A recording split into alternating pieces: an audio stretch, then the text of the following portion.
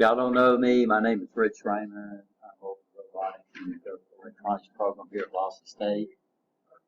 This is the meter certification. It's actually sponsored by Snap-on, but it's from the national certification. NC3 certification is a national recognized certification conglomerate that offers all types of certifications. It's required that we go through this. Some of y'all might know meters, and some of y'all might help me out a little bit while we go through this. But what's nice about this certification is that once you complete the meter training, the certification itself is free. So we'll send y'all a link out where you can go to the certification site and actually take the certification test for free. You get 2 shots at it from what I understand, and you also have to score at least a 70 before you do the certification. You get 2 shots, and like I said, it's free. We're dealing with the 504 digital multimeter. Everybody should have one in front of you. So you should have a couple things in front of you. Inside your pouch, you should have a Snap-on meter. Inside the little static mag, the little black bag, you should have a function generator, which is pretty neat.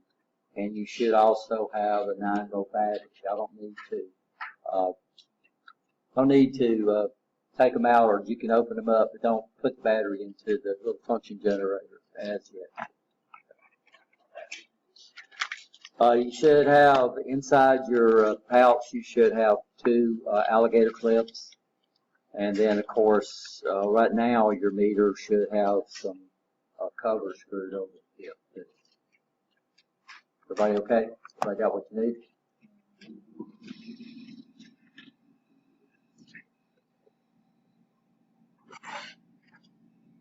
This is Mr. Willie Foster. He's going to take over the intro to the class from Mr. Perry.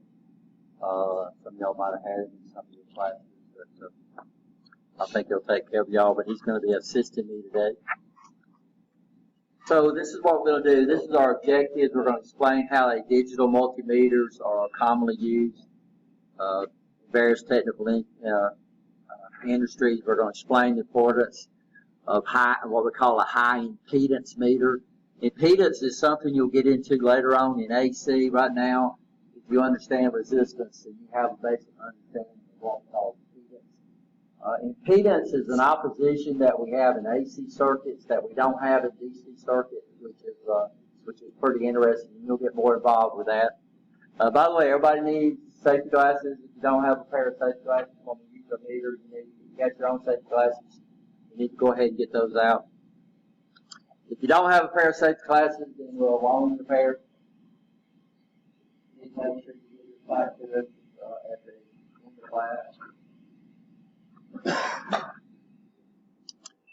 We're going to verify a meter is safe to use before operation. We're going to demonstrate how to perform safe and accurate voltage measurements, safe and accurate amperage measurements, safe and accurate resistance measurements, and then we're going to look at the different function keys that we have available on this meter, which are pretty standard on most digital multimeters.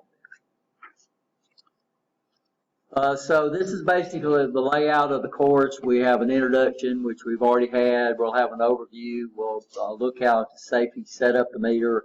We'll look at voltage testing, amperage testing, resistance testing, also some of the other features this meter has, and additional functions for this meter. So even though, so it's like cars, you know. So cars, we have basic features, and actually this is called a multimeter because it has at least three meters in it. You can only, and what you're doing with the dial or whatever you have is you're selecting different meters when you turn that dial. And that's why it's called a digital multimeter. To be a digital multimeter, you need to measure at least 3 electrical quantities, and that would be voltage, amperage, and ohms. And then what the meter does is it starts adding options like they do on cars, which would be for selling characteristics. Some of them measure frequency, AC frequency. Some of them measure capacitance. Some of them measure temperature. Some of them have a logic output, so you can look at digital logic gates and use it in place of a logic output. So there's a sign on the door there. Is there a sign on the door over there? Yeah, that's Okay. why I came over I here. think say Nancy said she's supposed to put that.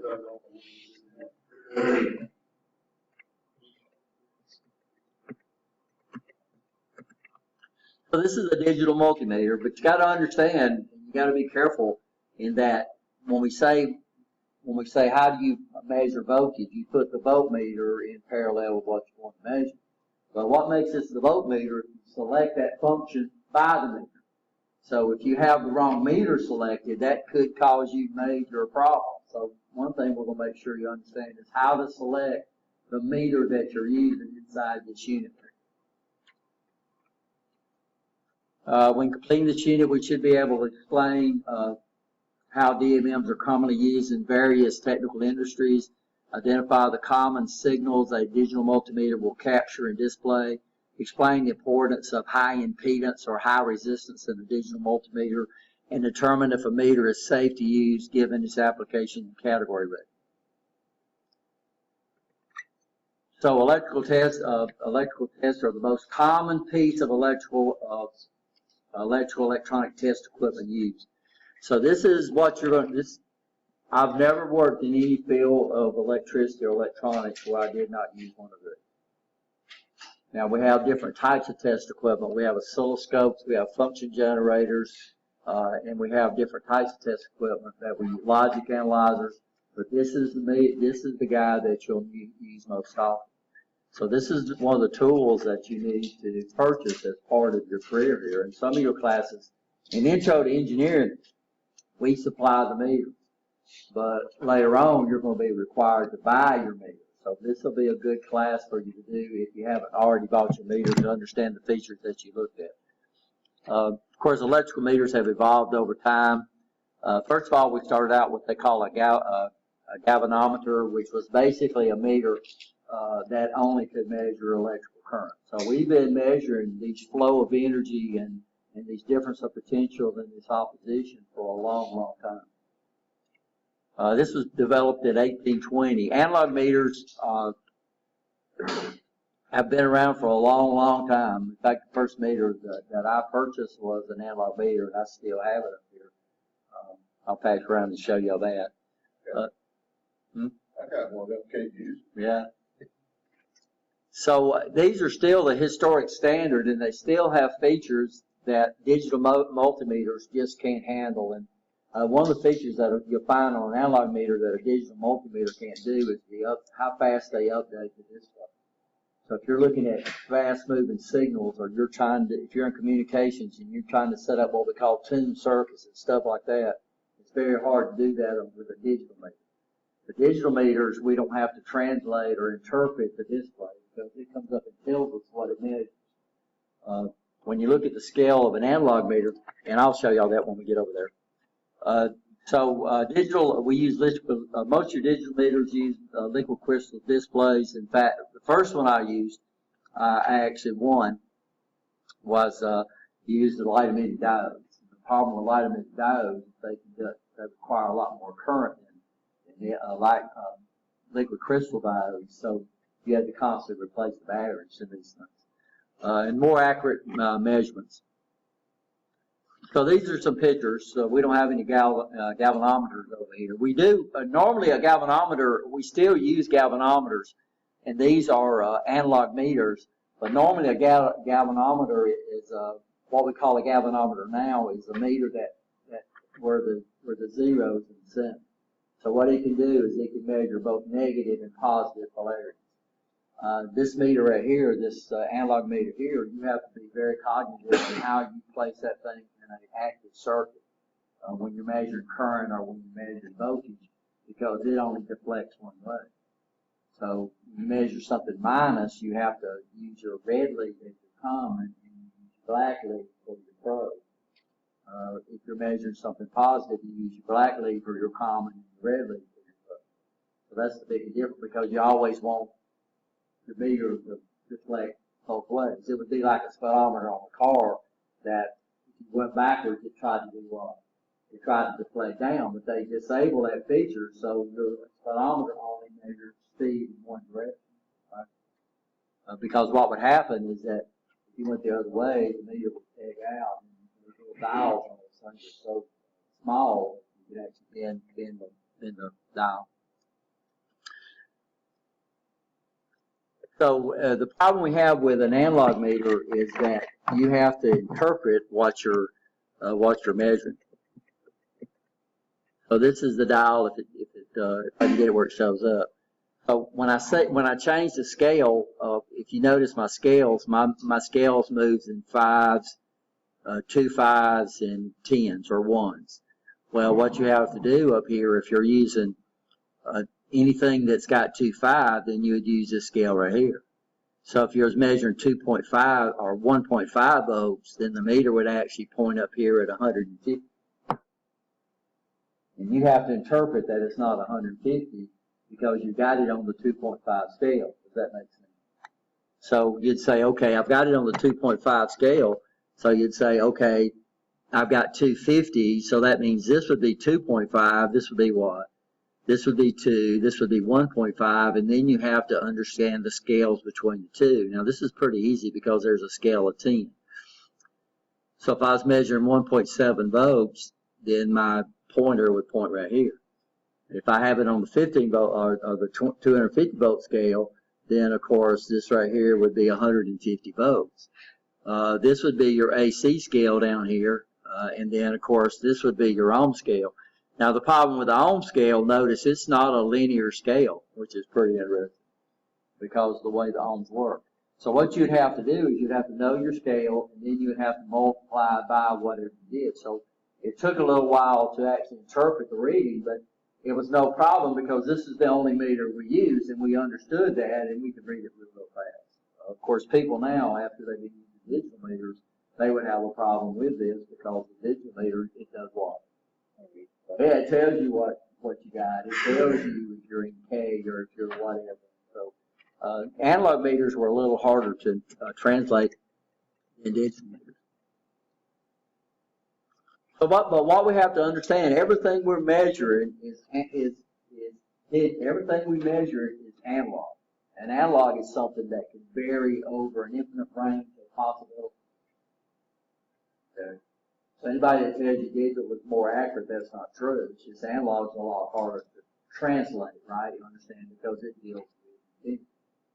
So what we do is inside the meter, whatever we're measuring inside the meter is going to take that analog quantity and convert it into digital. So it goes through what we call an analog to digital converter. And that would be kind of similar to you translating something. That's what it has to do, and it takes time to convert it over. So that means digital meters do not update instantaneously because everything has to go through an analog to digital converter. All right, you understand? In digital, we use the technique of going from binary to hexadecimal. So you're going between two different bases, and it takes time for the conversion. So the biggest problem we have with digital meters, even though they're really accurate, is that it takes time to update. So a lot of your newer meters put what they call an analog scale on it, which will look at this. So inside our meter, we have an A to D converter, which takes analog and converts it into digital. So integrated values takes DC voltages into a digital output. Digital output set, and people don't understand the meter. The only thing the analog to digital converter converts is voltage over to digital. That means everything we do, we have to get it into a voltage. So I can take this meter across. So inside my meter, when I put it on the amp scale, we call it a shunt. There's a resistor in there that has almost no resistance at all. We call it a shunt. And it sends the current through the shunt, and it creates a little tiny voltage drop, and then the A to D converter takes that voltage drop and does what? Converts it into a displays ohms. It also does the same thing on ohms. So when you put your meter on ohms, what it is the meter turns into either a voltage source or what we call a constant current source. And then the meter starts stepping the voltage up until a certain current flows. And then it uses that voltage to interpret it as what? As ohms. So, which is pretty interesting.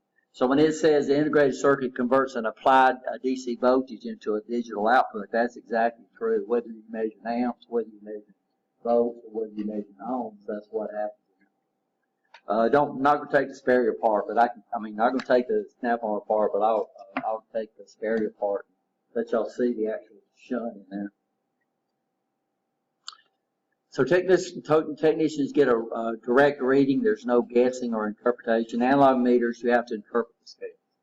But like I said, this was the only meter we used, so we could read those scales without even really thinking about it. The ohm scale was a little tricky because it wasn't a linear scale. A digital multimeter is the most common tool used in many technical industries to safely, accurately measure various electrical values. Now, safety only comes into play if you use the meter right. You understand that? That's like saying driving a car is safe. Usually it is, but it's only safe as you are, right? You understand? So if you stop at red lights, the odds are against you, are for you for not having a wreck. But if you never stop at red lights, then you're going to have a what? You're going to have a wreck, and that's basically what we're talking about. So what we do here is safely as you make it. Because you are in a dangerous trade. You're in a trade that has the ability to kill you. But there's more people killed in cars that's killed by electrocution. Y'all understand that, right? And there's a lot of dangerous trades, but these trades are no more dangerous than you getting out driving that car every day. She said if you drive that car safely, then the odds are in your favor that you won't have a wreck. But if you're one of these that whip in and out and you speed all the time, then you're going to have a wreck sooner or later.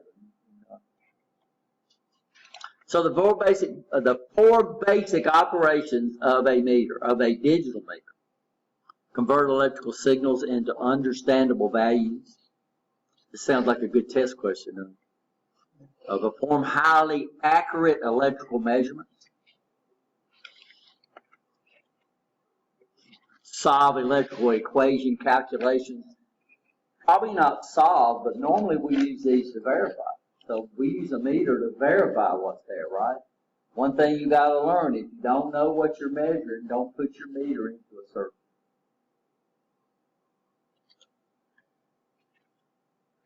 Enables testing of sensitive electronic circuits without causing big problems if you got a good meter. Are we okay? Any questions here?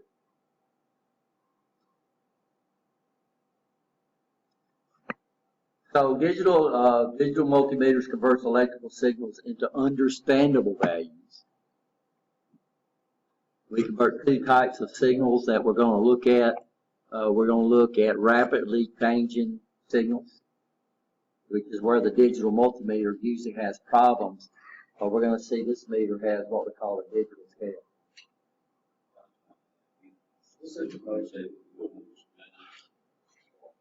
Go ahead. Yeah, if you go over and you say, well, I want to measure the voltage and see what's there. That's not good. Because you got to understand, if you take a meter that's rated 1,000 volts and you put in a 2,300 volt circuit, odds are that meter's going to blow up. Right? So that's a drastic consequence when one of these meters blow up. So understanding what level you anticipate before you put that meter in. So if you don't, and another thing, it might not be safe. I mean, it might be safe, but if you don't know what you're supposed to measure when you look at something, then you don't know if it's what. It's good or bad. Right? One thing. So it's just like if you don't know what the gas mileage on your car is supposed to be, then you say, okay, you don't know if you're getting good gas mileage for that car or you're getting bad gas mileage for that car, right?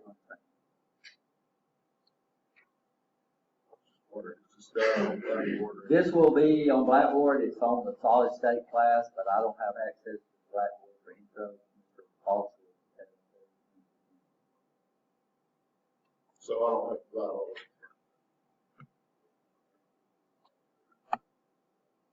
Oh. So these are rapid electronic pulse signals. This is where most digital meters have a little problem, but we're going to look. A lot of your digital meters, it's becoming very, very popular for them to put an analog scale on it. We'll look at this in a second. And then steady state signals. So right now in solid in intro, this is what y'all are doing most of your measurements is steady state. Are we okay?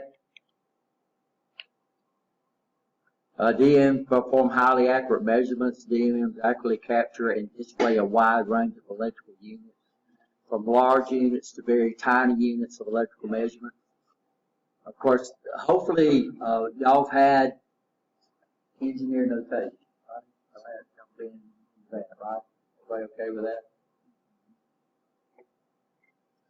So 1 volt would be equal to 1,000 millivolts. So one thing you got to understand is test equipment uses engineer notation, but it don't use correct engineer. Of course, what we do at this college is we require you to use correct engineer notation, even though the test equipment does. And why they do that is because they can't support all the ranges that's available in engineer notation. And then another thing is that your meter, the A to D converter in these digital meters, are either going to be what we call a 2,000 count meter, it's going to be a 4,000 count meter, it's going to be a 6,000 count meter. And it should be obvious the more counts, the more accurate the meter becomes, and the more expensive it becomes. So that's another thing you need to look at is what meter do I need for the field that I'm going into. A normal tendency, we have the tendency to buy things that features that we'll never use. It's just like my wife, her cell phone will do all kind of stuff, but all she does is get on Facebook all the time. So all the features that's available on that phone, and that's all she needed, right? You understand? That's all she really needed was being able to have an application that does that and not have all these other features. Well, the more features you add to a phone, the more what? Yeah, it's just like going out and buying an Apple Watch. It costs around what? Too much compared to like Garmin or Fitbit or something like that, which are well under $100 range, right? You're getting what you need to do what you want. So volts and millivolts, and we'll look a little more at the different counts and the problem we have with that too. Oops, went the wrong way, I guess. Everybody okay on your engineering notation?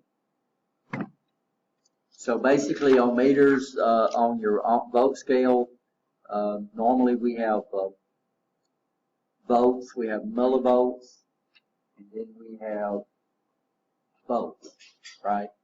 On your ohm scale, usually you have ohms, you have kiloohms, and you have meters. That's these values that you have. And what range you have depends on the number of counts and the number of digits available.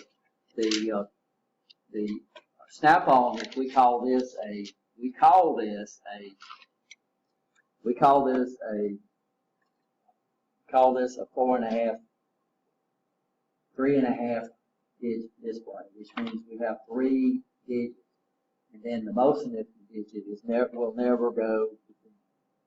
So on the snap-on meter, since it's a 4,000 count meter, the biggest you'll ever see here is a 3. Because it ranges on 4,000. So when we say a 4,000 count meter, that includes 0. Y'all understand that? So 0 to 3,999. And when it gets up to 3,999, it goes to the next range. And that's when this meter decides to auto range.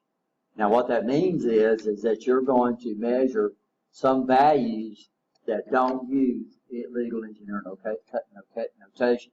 So if I measure a 470 ohm resistor, it can't go up to 400, right? You understand? So what will it do? It'll range decay.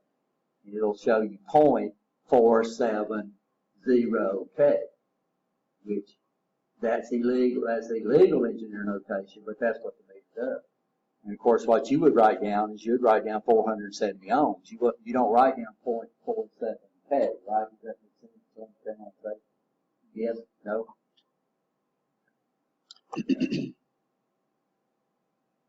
So DMM assists in solving electrical calculations such as Ohm's law. Actually, This says solving, but I would rather use the word verify. So this is what y'all do in intro, and this is what you'll do in DC. This is what you'll do in most of your circuits here, the classes you take, where you'll solve for these circuits mathematically, and then you use your meter to go out and verify.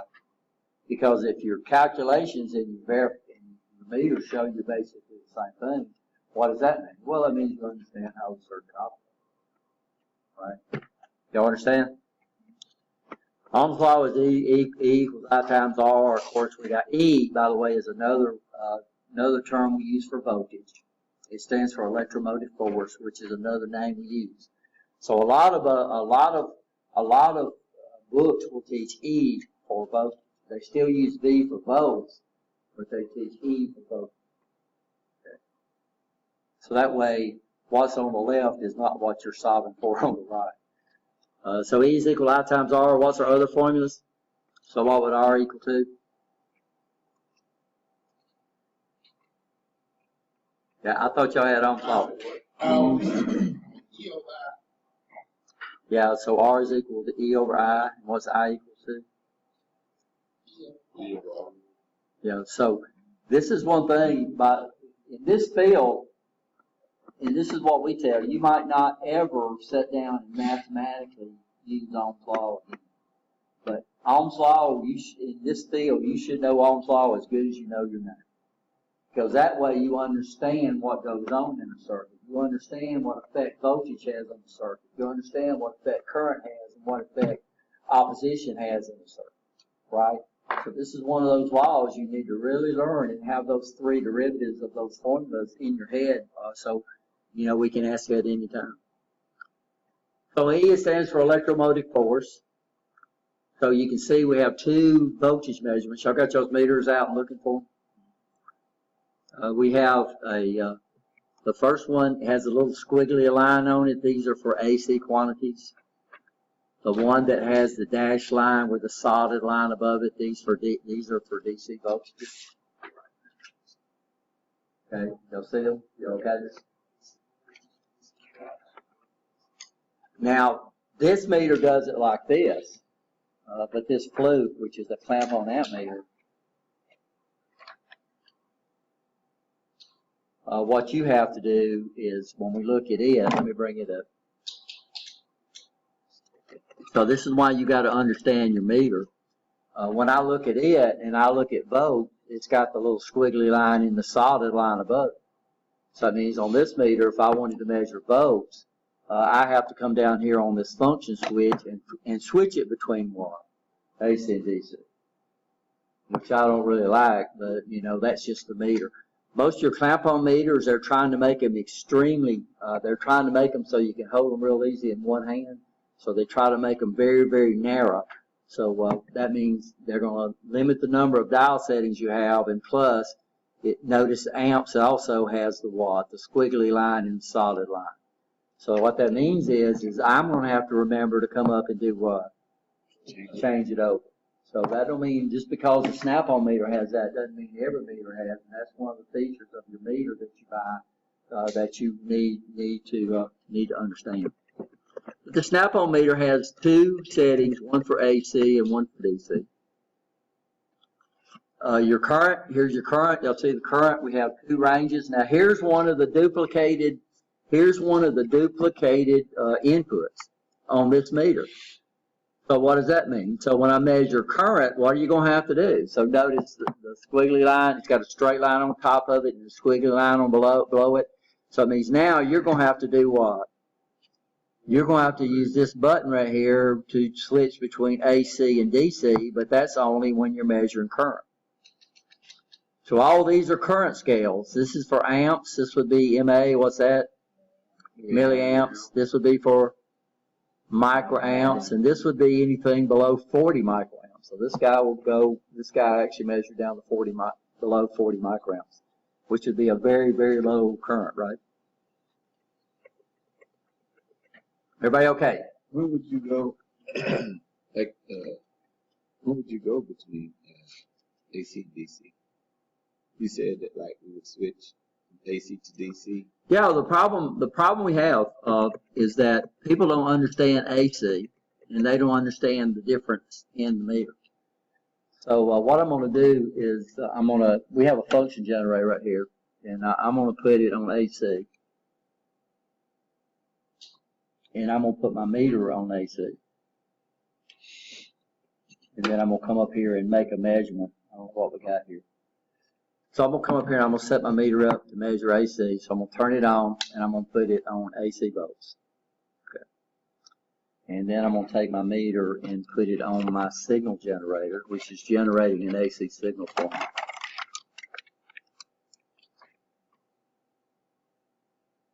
By the way, when your meter's on AC, it picks up what we call induction. So this meter is measuring right now it's measuring 5.6 volts AC. Okay, y'all understand? What I'm going to do now is I'm going to put my meter on DC. I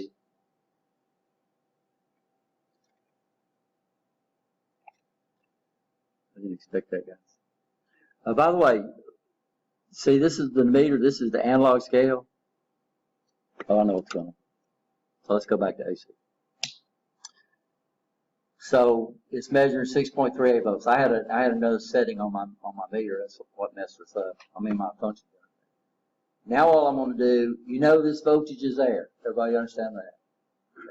What I'm going to do is I'm going to put my meter to DC, and now it says there's nothing there.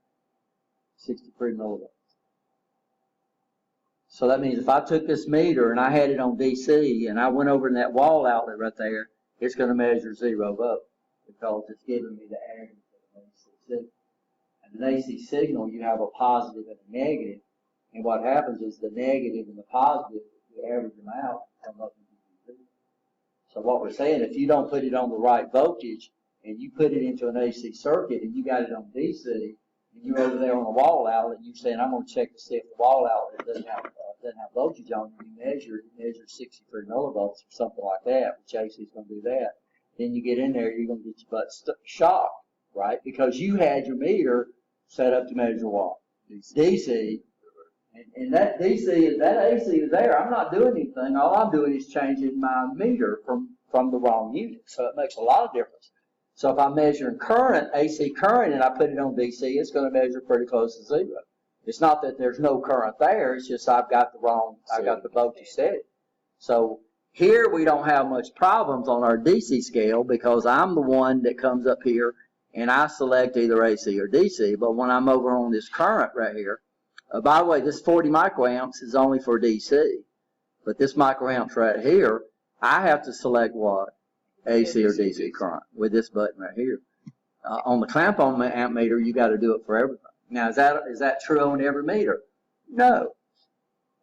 And this is one thing I like better about a manual ranging meter, is that we have on a manual ranging meter, is we have different scales for everything, and I don't have to remember to push a button to switch it between AC and DC current.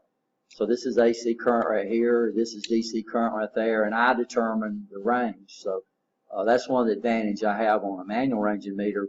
But look, all the units that we've got to go through.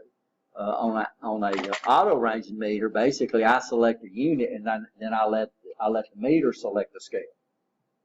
So it takes out a little more of the guesswork than that. So good questions. Any more? And then R for ohms. Everybody see the ohm scale there? So notice the ohms has several functions. It's got the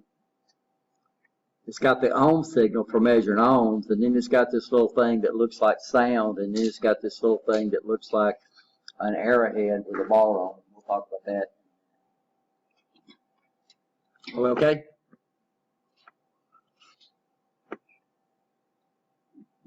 Measured values will help us solve for missing values or verify calculated values. Okay, so D&Ms work safely and accurately on sensitive electronic equipment. The DMM has a high input impedance or high resistance. The problem that people don't understand is when you stick a meter, a piece of test equipment in a circuit, it affects the circuit. It changes the opposition in the circuit. There's no way, shape, or form you can get by with that. How much it changes the opposition of the circuit depends on the impedance of the meter, or the resistance of the meter. The higher the resistance the meter has, the less effect it'll have on a circuit. The lower it has, the more effect it has on the circuit.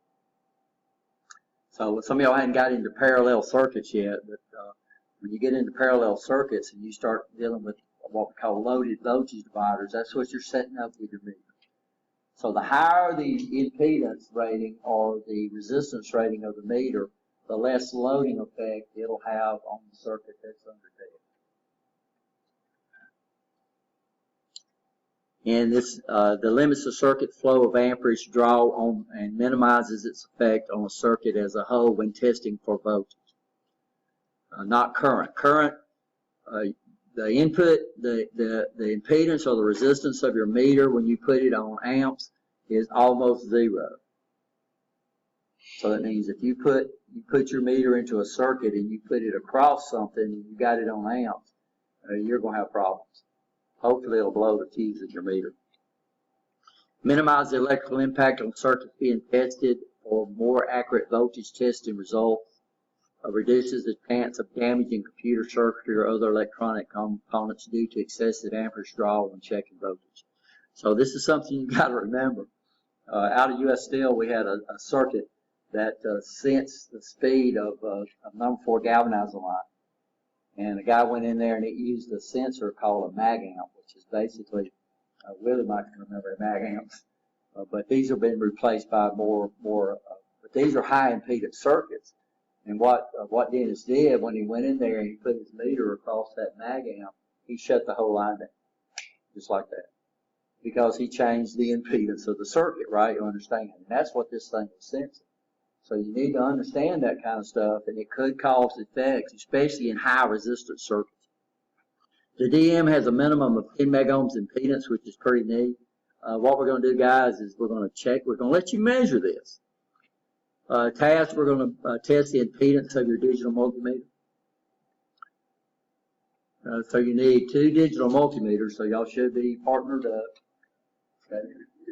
But we might have to partner up with you.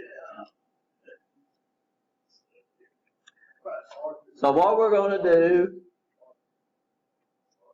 yeah, we're going to be short. No, we got rid of here. We're okay there. We're okay.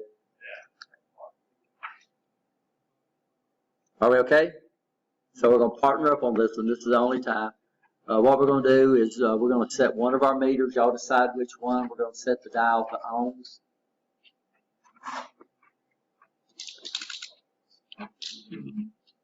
Okay, we're okay? Then what we're going to do is you're going to insert the black lead. So you need to get the black lead out, and you're going to insert that into the common.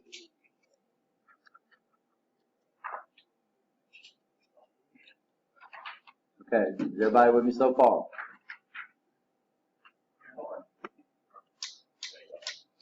That's perfect. Okay, so far. Okay, then we're going to insert the red lead into the terminal marked volts, amps, and hertz. Everybody okay there? Everybody with me so far? Okay. What you also probably need to do is you need to go ahead and remove, and when you remove the little caps that you screwed on there off the end of the meter leads, put them inside your meter bag so they don't get lost. Everybody understand? The little red and black cap that's over the very tip of the meter. What you need to do is go ahead and screw on the alligator clips.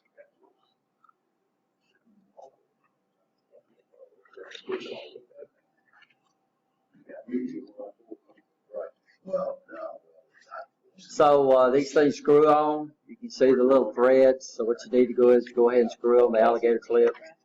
Take off the little tips off the end. And where are you going to put the little tips? Yeah, push it inside and screw it in. Yeah, put your little tips in the bag. Okay, so you can see the thread. So what you're going to do is just insert the alligator clip on here and then turn it. Don't turn it with the boot. I mean, you turn it with the boot up until it tightens down. but then finish up out on the tip. Everybody okay? Probably need to go ahead and turn your boot, flip the boot over like I've got mine. Can you see this? The way I've got this done? You got your lips? We got it. So you need to take them off. You need to take the little black red tip off your meter. Squeeze it. And put it in your bag. Okay. So unscrew the little cap on the tip of the lead. Everybody okay? Get there. Good enough. No, let's see.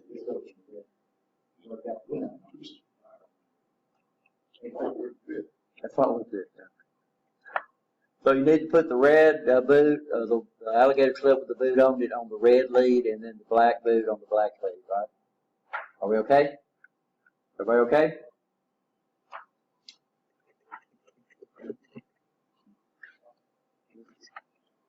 Yeah.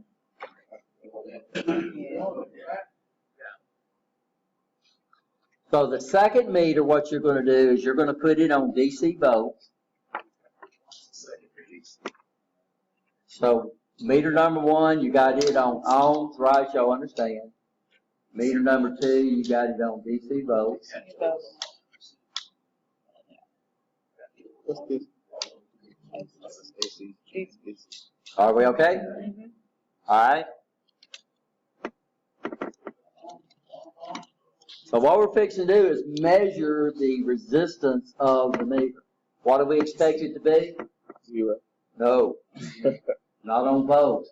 If I put something that had 0 ohms into a circuit that's got volts on it, you got a short circuit, right? I Understand? thought you meant touching together. Oh, Here it comes to 0. no, we're going to go meter to meter. So we got one of our meters on volts. Okay.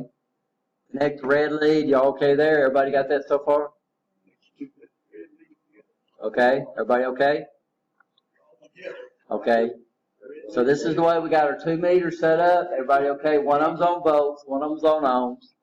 And then what we're going to do is use the alligator clips. You're just going to clip the lead, the 2 meters together. We're gonna burn them up. Nah.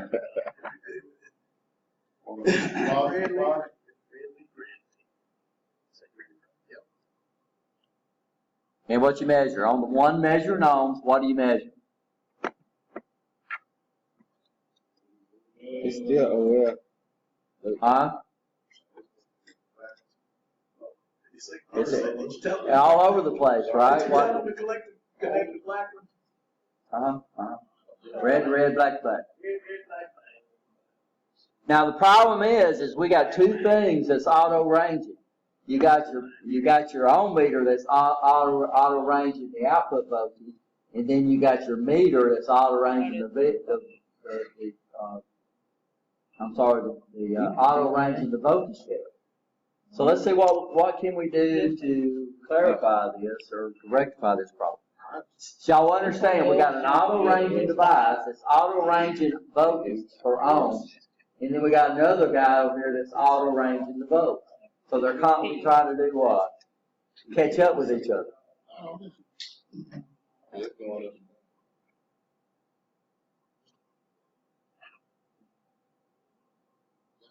Okay, it's okay. Okay, so what do we need to do? What we're going to do is note that the reading is unstable. What we're going to do is press the range button. Y'all see the range button?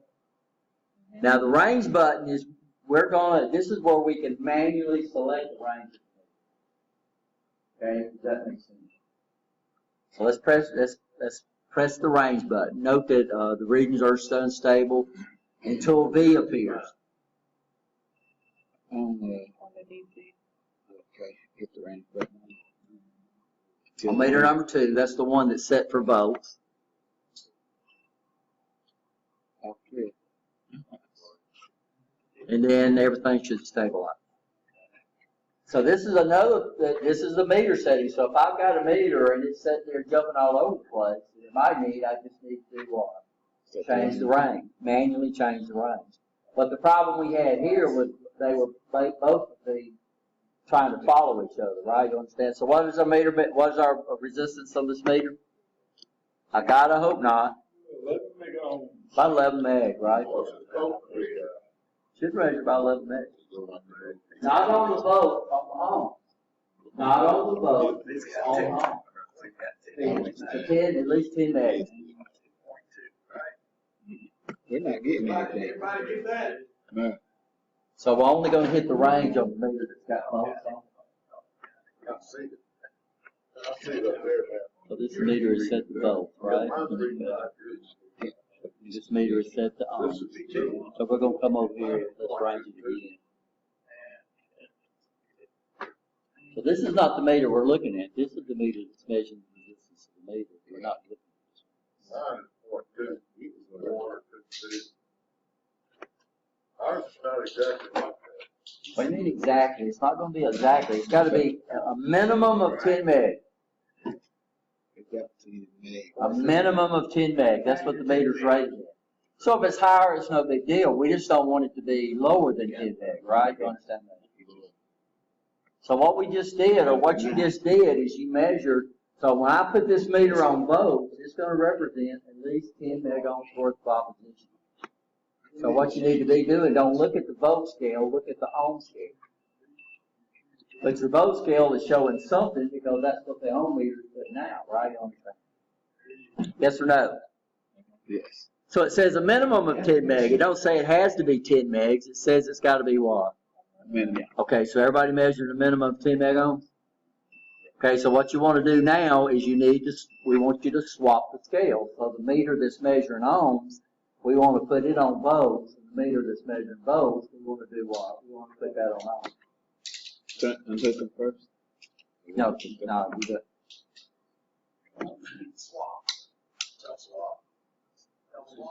So now you've seen that both of these meters have at least what input resistance. They should all have a minimum of what? 10 meg. 10. Which is pretty common for a digital meter. Now, of course, if it's seeking on you, then you need to go back over to the meters on volts and take it off auto ranges, right? You understand? How do you know how many times? Well, I said push it twice, but I think pushed it 3 times. It's just a little. I have changed that range until it seems to be. So what should happen, now you're measuring the input resistance of the other meter. So that means that tells you on this meter, if I put it into a circuit and I've got it on volts, then that's at least 10 megohms worth of resistance I'm putting in the circuit, right?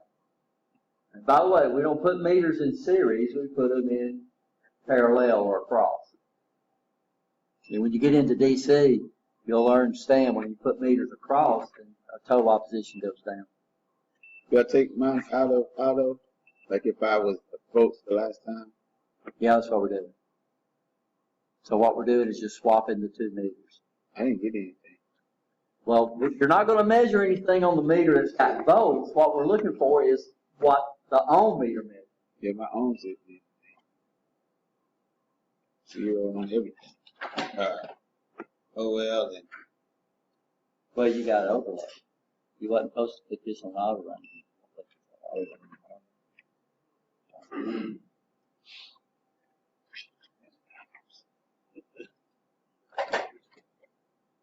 And we're going to look at the display and let it tell you what it's showing us.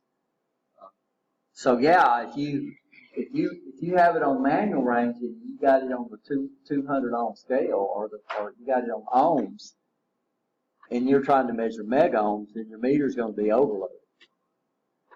Are we okay? It says the impedance of the impedance of an ammeter is very low, usually below 1 ohm in the 10 amp setting or a few ohms in the milliamp setting. So we never, ever, ever, ever, ever put an ammeter across anything. In fact, ammeters we have to put in series. We have to break the circuit. We'll do that in a minute when we do that. Are you talking about like you got Well, when we come up here, put the leads on each side? no, what we do on an ammeter, and we're gonna show this in a minute, is that what we do on an ammeter is that it's just like you're in a car and you want to measure the flow. You roll your window down and you stick your dang arm out in the flow, right? You understand? Everybody ever does that? Let your hand fly. When you're sitting in that car, you can't feel anything. You can't feel that. So what we do on a voltmeter, if I'm going to measure volts, is I'm measuring a difference in potential. So if I want to come over here and measure volts, then what we would do is we would come over here and we would put our voltmeter across it. That's what I'm saying, it's on either side. Yeah, but let's say I want to, so this would be when I'm measuring what? Volts. Okay. When I'm measuring amps, the only way you're going to measure the flow of something is let it flow through the meter. Okay. So what we have to do on an ammeter is we literally come in and we break the circuit, we put the ammeter in series, and we measure amps like this. So here, the meter has about 10 megohms worth of resistance, and it's not going to affect that resistor. So if this right here was 10K, that 10K, if I measure that, the resistance will probably measure, the voltage is going to measure whatever the applied voltage is. Y'all get into that DC. Here, the meter almost has 0 ohms. Not volts, Rich, 0 ohms. That's a lead on each side. Like a negative over here and a positive over there. Lead. Yeah, what we would do, and what people don't understand, it was very, in the old days, first of all, when we talk about the black lead on the meter, that has nothing to do with circuit common, that's meter common. So your measurements are made relative to the black lead. Digital meters can represent negative just as good as they can positive. So that means if I want my meter to give me a positive polarity, then I'm going to put my black lead toward the negative, and I'm going to put my red lead toward the positive. On a digital meter, if you hook them up backwards, it's still going to measure. It's just that it'll measure minus when you're expecting plus. So on digital meters, we don't have to be really, if we understand this principle about the black lead and the red lead. AC has no polarity. So on AC, if you're measuring AC values, the black lead and the red lead mean nothing. Because AC, the polarity is changing so fast, you consider it to not have a polarity. Even Alabama Power is changing 120 times a second. So that means that sucker is only positive for 8.33 milliseconds and negative for 8.33 milliseconds. Right? You understand? So AC has no polarity. So the black lead in AC on a meter makes no difference. Now on the analog meter it did, because it only deflected what? One direction. So, which is pretty important. So that means if I took my amp meter, so y'all have learned Ohm's law, right? So Ohm's law, we're not going to figure this. Then we'd come over here and we'd say I is equal to V over R. Well, here my R would be about 10K. It's going to be a little less than that because of my meter. So let's say I come over here and I had my meter on amps. What's the resistance of the meter when you put it on amps? It's basically 0. So I put 0 ohms right there. Current's going to go that way. I is equal to V over 0. Any number divided by 0 is infinity. So you got a short circuit, which is not good. So this is why the meter is huge. But the problem is we got a 10 amp. We got two ratings. We have a 10 amp scale, and we got microamps scales. If you cut that sucker into 10 amp scale and you put it into an electronic circuit, which can't handle that, you're going to mess up something real fast. So that means we never put an amp meter across. Because when you put it across, you're going to put 0 ohms across something which is going to cause problems. Okay, y'all understand that? And this book teaches that. So probably 99.9% of the time when you blow a fuse inside this meter, it's because people left it, they switched from volts to amps, and then they forgot to change it back, set up their meter for volts, and they stick it into a circuit. And somebody in this class is going to do that with their meter. Because you don't want a high resistance Because anytime I put a resistance into a circuit, it's going to drop voltage. It's going to change. You understand? So an ammeter has almost no resistance at all because the current is flowing through it. You learned that voltage drop is equal to I times R. Well, if my meter has an R, it's going to drop a voltage.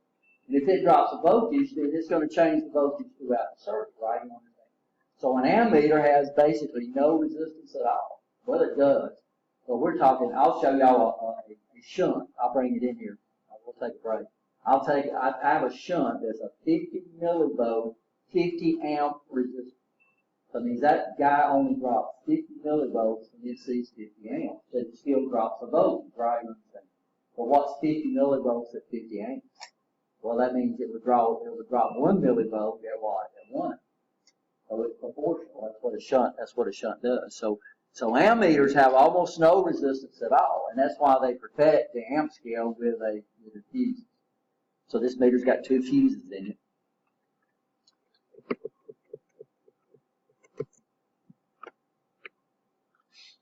So we're going to talk about category ratings, and then we'll take a break.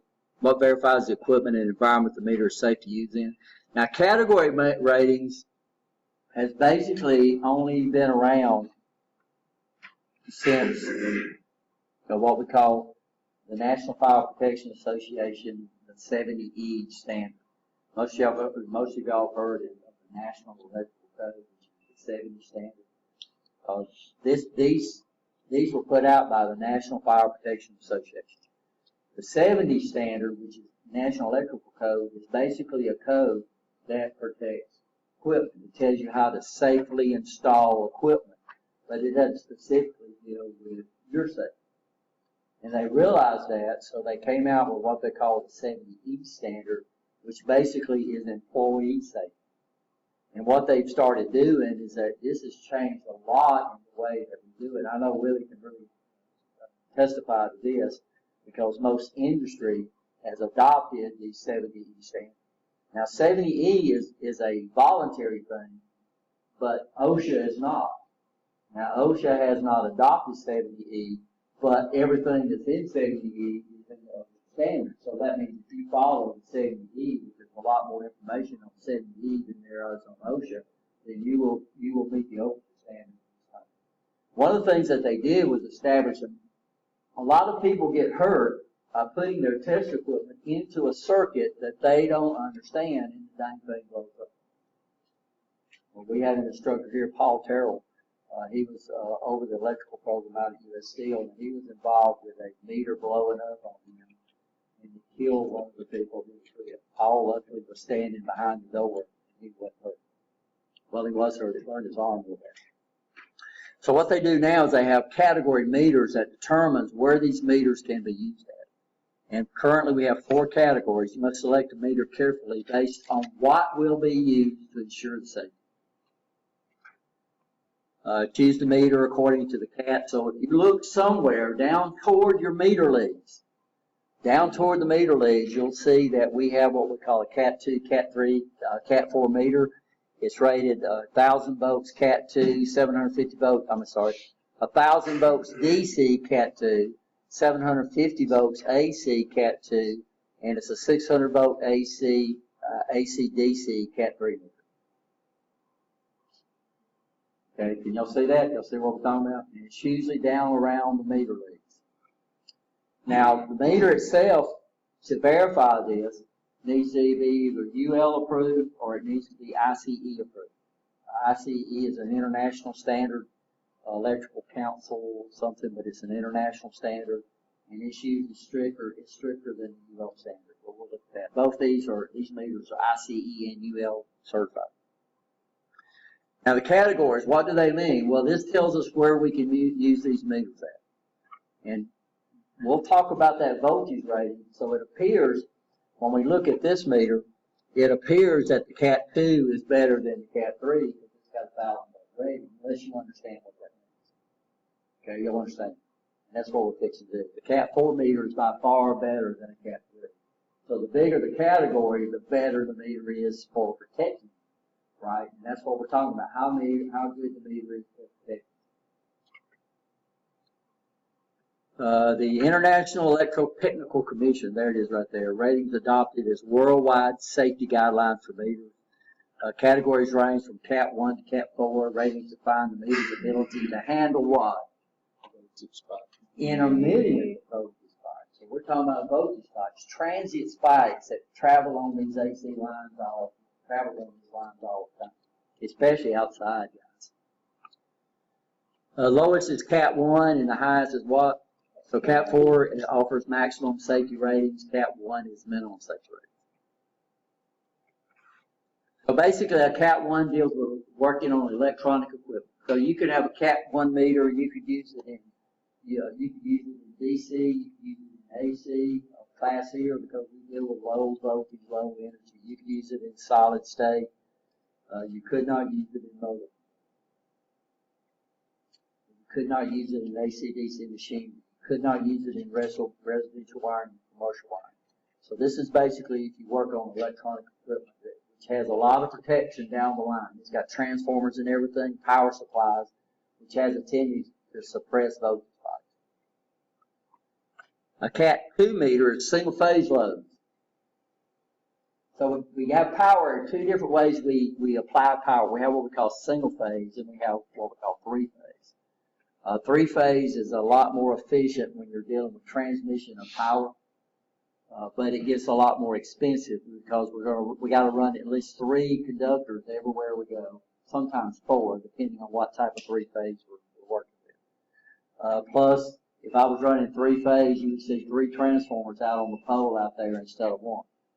So 3-phase is a lot more expensive, but it's a lot more efficient. It's cheaper to transfer, get high energy levels or power ratings from point A to point B.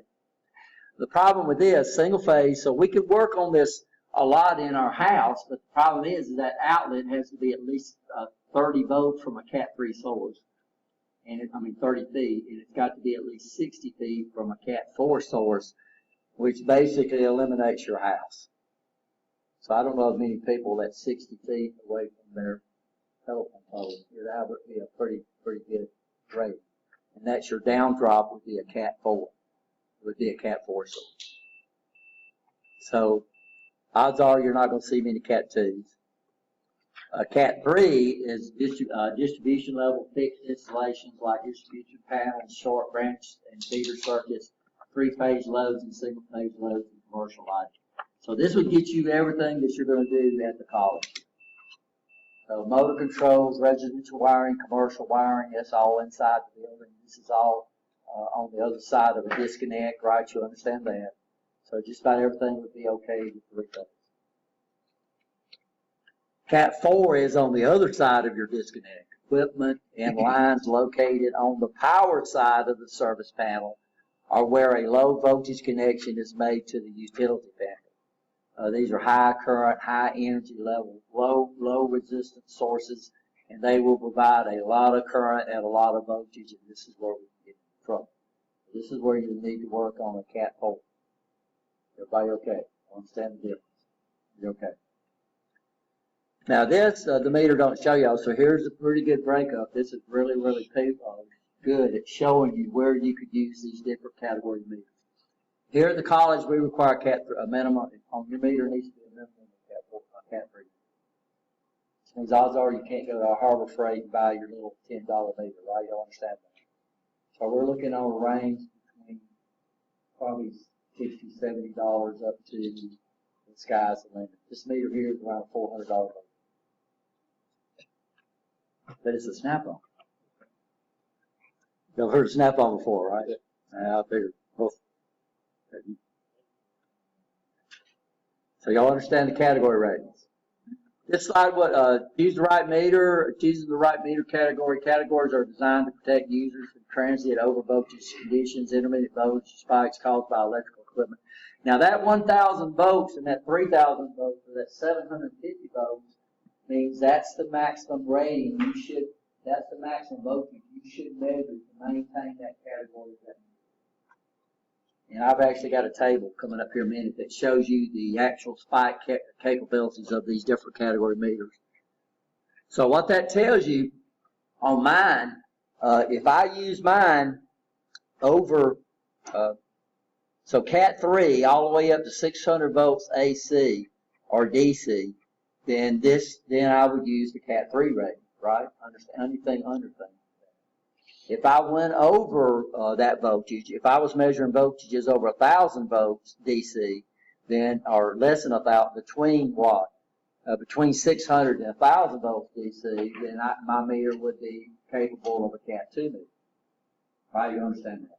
If I measure AC voltages between 600 volts and 750 volts, then my meter would have the capability of a what? Cat 2. You understand that? So this is telling you the maximum voltage you can measure to still fall within that category. If these are unintended intermittent transit voltage spikes that can be dangerous to users with a too low meter category rating. With the likelihood of working on multiple different category environments, always choose a meter that will be safe to work on the highest category that could be possibly accessed. So that means if I got a category 4 meter, 1,000 volt category 4 meter, it's okay on what? It's okay on all Cat 2 applications, on Cat 3 applications, Cat 2, Cat 1, all the way down. So it's just when we go to the higher ones we have to worry about. It's a steady state voltage rating that meets the maximum voltage you will encounter. So that's what we're talking about, steady state on these voltages. Always choose a category first and then a steady state voltage second. So a Cat 3 600 volt meter will provide far superior transit voltage protection than a Cat 2 1000 volt meter. And that's a lot of people don't understand that. So the higher the category, the better it handles a transit voltage, right? Okay? And this is the chart that I got off the internet. That means a Cat 2 300 volt meter could handle a voltage spike of 2,500 volts. And that's what the meter don't tell you, right? You understand? So these are above, these are voltage spikes. So our meter is a Cat 3 600 volts, so a Cat 3 600 volt meter, Cat 3 could handle a voltage spike up to what? 6,000 volts.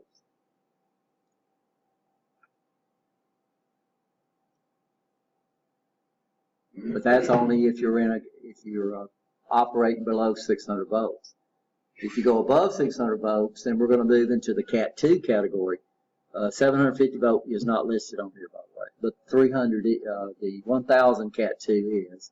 The 1,000 Cat 2, 6,000 volts. So basically it's saying 6,000 volts is the spike, right? You understand that? Are you okay? Makes sense? So this is a pretty good chart. By the way, it's becoming very common for your meter leads to have a category rating. What we want you to try to do is try to get one category above what your meter's rated at. Talk about that line here.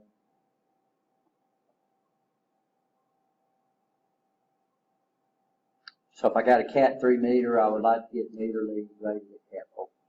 Now why? Because as soon as you take these things off right here, then the leads drop down one category.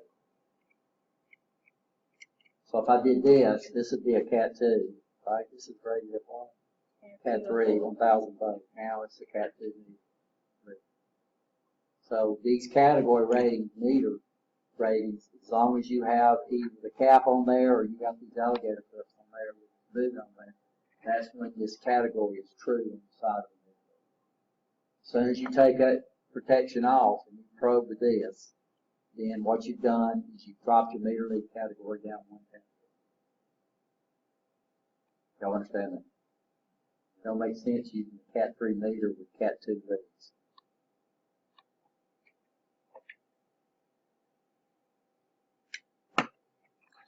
Meter system's only as good as the component, as strong as the weakest link. Quality leads should be rated 1,000 volts. Cat 4 is listed, double insulated. So these are double insulated meter leads. Protective tips and accessories make connecting circuit and components easier and safer, but change the category rating of the test leads, not of the meter, of the test. But like I said, if you got a Cat 3 meter and you take those off and you got Cat 2 probe, Cat 3 probes, then your category, your probe drops down, right? Which basically means we always use the term a chain is only as strong as its weakest link, and that's what we're talking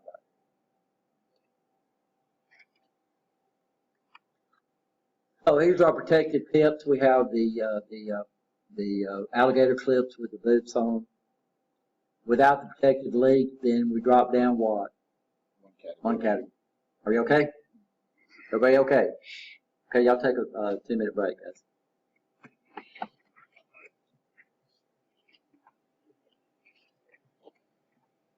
This is a digital multimeter, but it's also what we refer to as a clamp-on amp meter or clamp-on amp meter.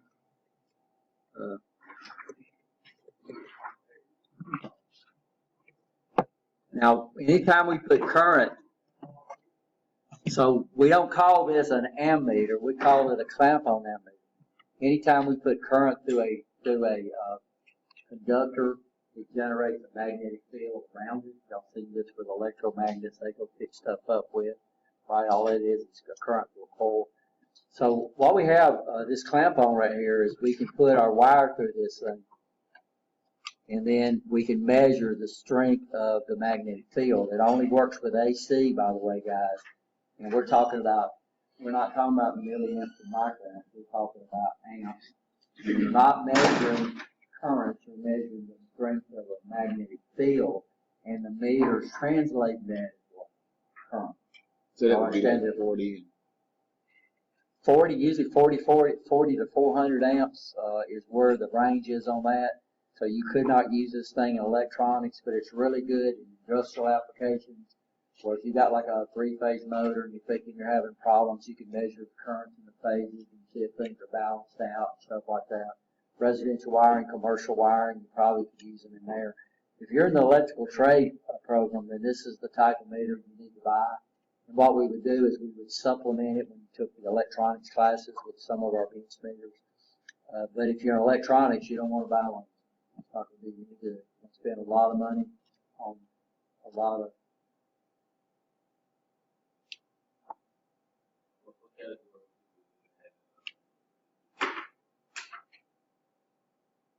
You don't change the category of the meter, it's the category of the lead that changes, right? So that's an old meter. That meter right there came out before they had categories. It's a good meter, but you got to understand categories were only started around about the time the 70E standard came out and started really being adapted by industry. That's when they came out with category rating. So a lot of your older meters are not going to have category rating. How long ago? I don't know. Really? When did 70E come out? Well, it's been out. I know. The big push is within the last 5 years.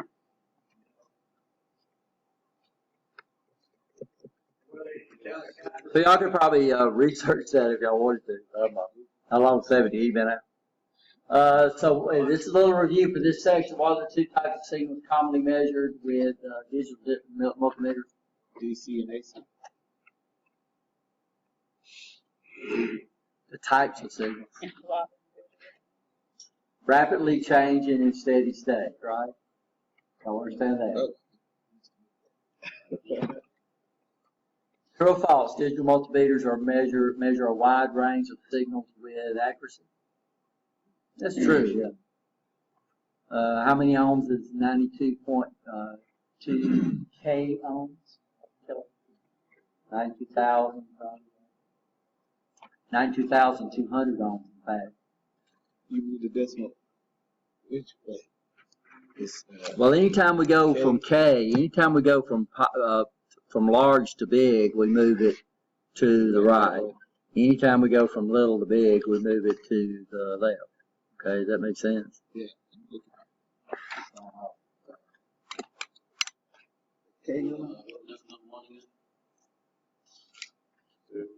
Rapidly changing in steady state.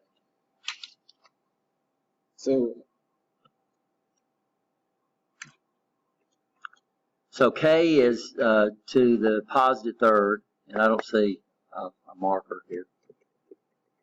If it was going to the positive third, wouldn't it go to the right? The decimal? Yeah, it would. It go to the right. So 92.2 K ohms. K means move 3, so that's 92 Then I'd move it over 3, right? And this would be ohms. So move it 1, 2, 3. So here we're going from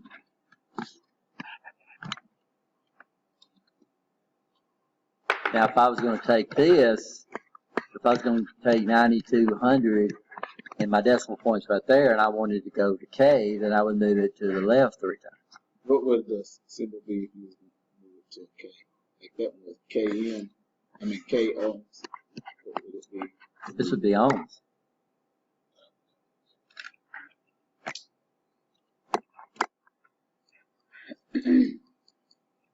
So what we did is we went from K to ohms.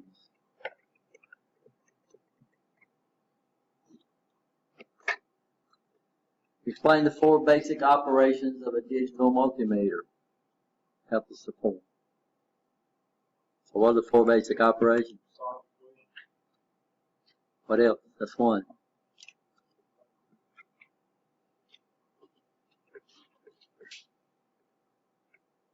For high accuracy electrical measurements. That's no.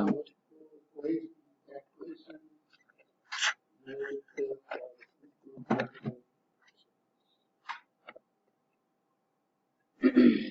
So convert electrical signals into understandable values, perform highly accurate electrical measurements, solve electrical equations and calculations, which I use the term verify, right? And it enables to test sensitive electronic equipment. We had some transmitters out at US Steel. We worked on radio control cranes, and you couldn't check the fuse with an ohm meter. If you put that ohm meter across the fuse, the meter put out more current than the fuse would blow. So we had to figure out how to check it was open. So that's what we're talking about. So putting this test equipment into it and not affecting the operation of the circuit.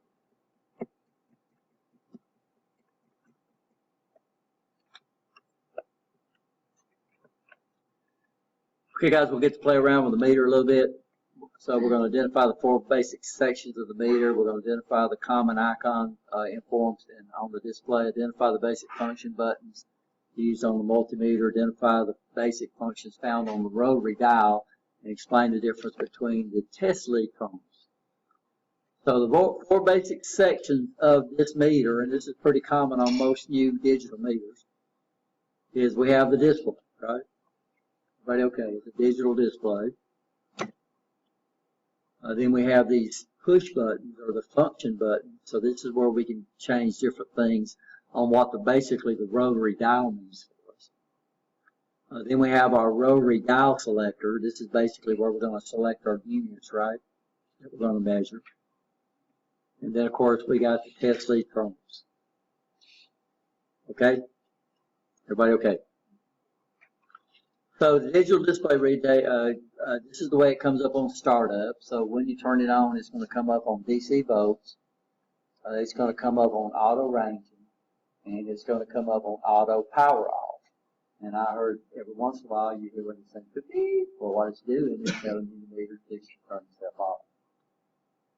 And how do you get it back on? Well, you have to turn it off and turn it back on. Get the display back.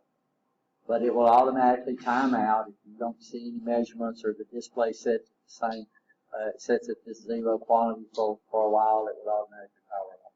You cannot turn that feature off on this meter. But if it does power off on you, all you need to do is what? Turn it back on. And why do they do that? Of course, to save battery life. I got a meter at home. It's a Fluke. The Fluke is one of the best meters out there. But this was an older meter, and it doesn't auto power off, and I forget to turn it off, and then I come back next time I want to use it without the battery dead. It's like your cell phone. If you got it up on a video or something, and you got it constantly playing, it's constantly varying, and sometimes the phone won't turn off. So auto ranging is automatically set. We got a low battery indicator, which hopefully is not on any of y'all's meters. It's got 2 AA or AAA batteries, I think, in the back, but you have to take the boot off or the cover off of it. Auto ranging, dial setting, so by default it comes up to DC volts, right? You see that? This is an analog bar, which add a lot of features. This got us back toward a little, what we call the, one of the big advantages of a digital analog meter is being able to see something that's constantly varying and the meter constantly updates. And we'll see that in a minute. Are we okay? And then measured value. Auto power off, and then what type of voltage you're measuring. Everybody okay? These are the function buttons. We have a range button. This is where we can switch it from auto ranging into manual ranging. By the way, if you hold it, if you press it one time, it's going to switch it into manual ranging. And if you keep pressing it, it's going to stay in manual ranging. What you have to do is hold it down for 2 seconds and then switch back to auto ranging. And that's pretty common on most meters now. We have our record button. This gives us a minimum and maximum values of what we're measuring. Then this is where we can measure hertz. AC is generated, most AC is generated in cycles. The rate of the cycles we call hertz. This also gives us the ability to display something called duty cycle, which I'll show you in a minute. Are we okay? Relative, this is like where you can measure relative to a set voltage. So if I've got 5 volts there all the time, and I want to see if I have a 2 volt change from 5 volts, what you can do is we call it tear it out. It's just like if I pull up on a scale in a truck, I don't want to pay for my truck. So we hit a relative button or a 0 button. It sets it to what? 0 for my truck, and then I can go out and get stuff and come back. And then it's got the weight of my actual weight of my truck plus what I'm carrying, right? Then we have, on some of our features, we have to change between DC and AC. This is where we would change it to. This is where we're going to set our meter on continuity. What's continuity when we use that term by now?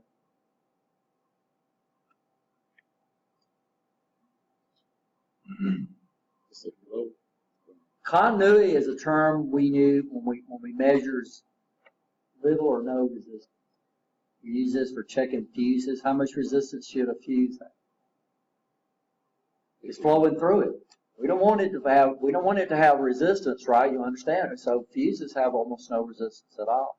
So on a continuity check, what we can do is we can locate where wires go. We can put our meter on one side and we put it on the other, and it beeps at us. It'll beep, beep, and when it beeps at us, I know I got continuity.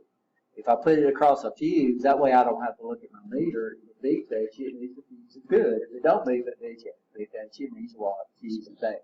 Also, circuit breakers. Circuit breakers have little or no resistance at all. Diode check. This is where we can check what we call P-in junctions. The meter only talks about diodes and LEDs. By the way, this is the first digital meter I ever saw that would check an LED, but it does pretty cool. This is a hold button, so I can come up here and my meter, I want to hold something even when I take my meter leads off. So I want to compare this voltage measurements to the other one. So instead of writing it down, what can I do? I can hit hold. I can go over to the other meter and I can look here and then I can take it off hold and verify them that way. So that's the way we can make the meter hold a voltage. So digital meter overview, the rotary dials, everybody on okay. So we put it here if we want to do what? Turn it off. And this is where you should carry it around and store it. You should turn it off. On this meter though, if you don't turn it off, it'll auto power off after a while. I don't know what it is, guys. And then to get it back on, you'll have to do what? Turn it off and turn it back on. This is AC volts. No problem there, right? That's a little squiggly line. If you see that on a meter anyway, that's what it means. This is a standard symbol for DC. Normally we put a dash line and then we put a bar above that. This is DC volt. This millivolts we can use for AC or DC. This is pretty standard on the meter. So notice it has a little squiggly line indicating AC and the bar indicating DC. This is where we selected if we're going to measure ohms, or we're going to measure continuity, or we're going to measure P-in junctions. So any device that has this thing called a P-in junction in it, we use this to check. So I don't know if y'all heard of transistor. You check transistors with this. We'll look at checking a diode. This is 40 microamp scale, but this only works on what type of voltage? DC. This is a microamp scale that up to 4,000 microamps. This is a 4,000 count meter. So it actually will go up to 3,999 and it'll give you an overload. So this is for DC or AC. So how do you select DC or AC? Well, you got to go up to the function button on this and select those different powers, right? Yeah. Oops. This is 10 amps. So by the way, 10 amps has its own terminal block on there. This is where we measure frequency. And this is where we check devices called capacitors. Capacitors are devices you'll run into inside single-phase motors. We have capacitors in there. This is what causes single-phase motors to start and run. We have them inside amplifiers. And, so somebody's left their zone. That's what it does. I was going to ask, how would you know if something was going to be 4,000 amps or 400? You know, to set it. Well, if you don't know, what would you think? If you don't know the amps, now over on the volts, we have no problems. All we need to know is if I'm getting in a voltage greater than this. So you need to know the voltage you're going to put a meter into before you measure. And that gets a lot of people hurt, where they'll take a meter that's rated at 750 volts and they'll put it in a 2300 volt circuit. I can't. And you get into a high energy circuit, it causes a little arc, and that arc just accelerates and creates a blast, and you pretty much industry uses them all the time. I think U.S. Steel, their highest voltage to run motors is 6,600 volts. So the bigger the industry are. Now, what people don't understand is that what advantages high voltage at? Well, what we're trying to do is we're trying to send power, right? You understand? So I'm trying to send power. Well, what happens is that we have a big formula that y'all going to learn about power. Power is the rate of doing work. So power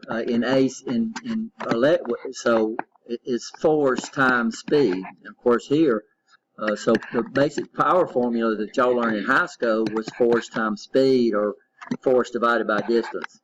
Well, in electricity, what's our force? Well, force is voltage. What's our speed? Current. Yeah, that's what current is. 6.25 times 10 to the 18th electrons moving past a point in the circuit in 1 second. That's 1 amp. Okay. So, but if I rearrange this and I solve for I, then I would be equal to P over V. So if I'm trying to sell you power, the higher I can make that voltage, the less current is required to give you that power, right? You understand?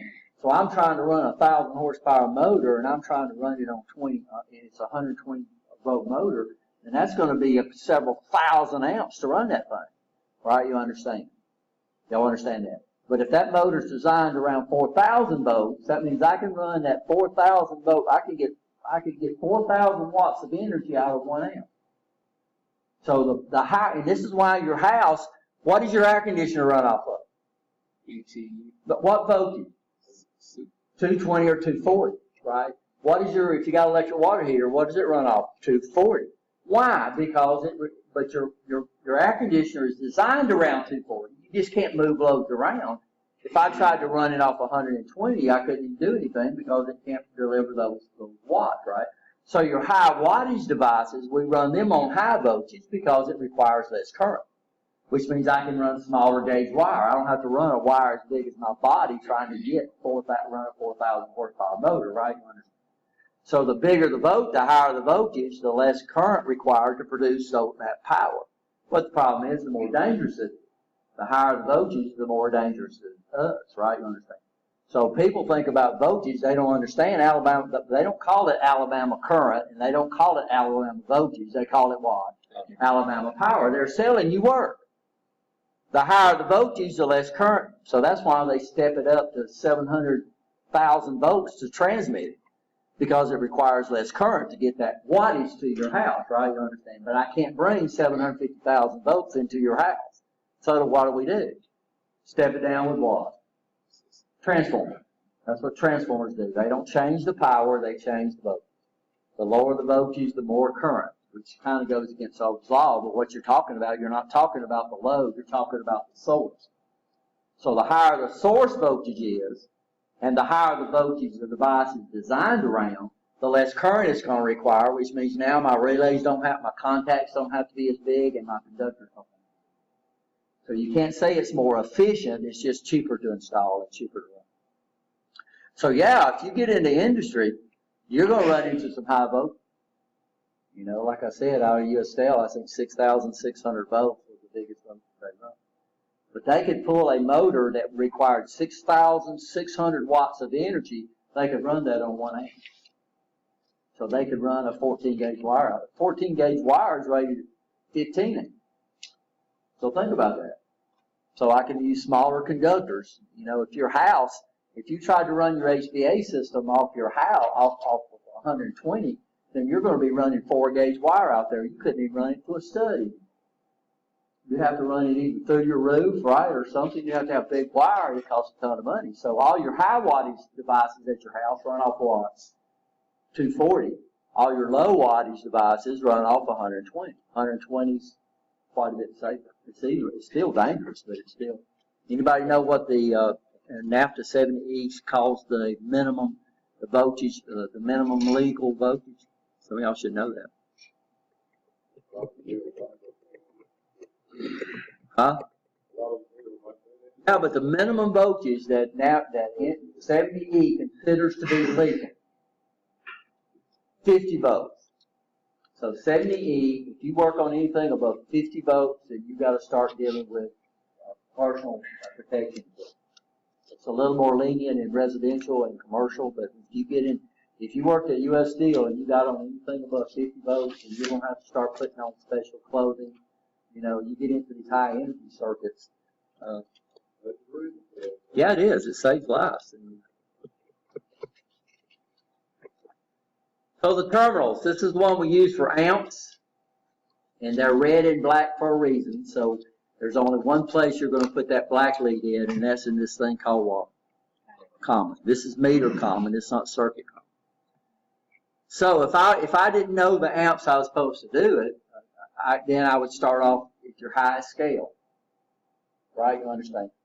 And see if it's safe to measure. But you should know what you're measuring before you get into that circuit. Do not put a piece of test equipment in a circuit to see what's there. But sometimes when you, you would check to see if it's got it. You check to see if it's got it, but you know what's supposed to be there, right? You understand? You don't see people, you don't see technicians that understand this, that uses a meter to see what's there. They do to verify what's there.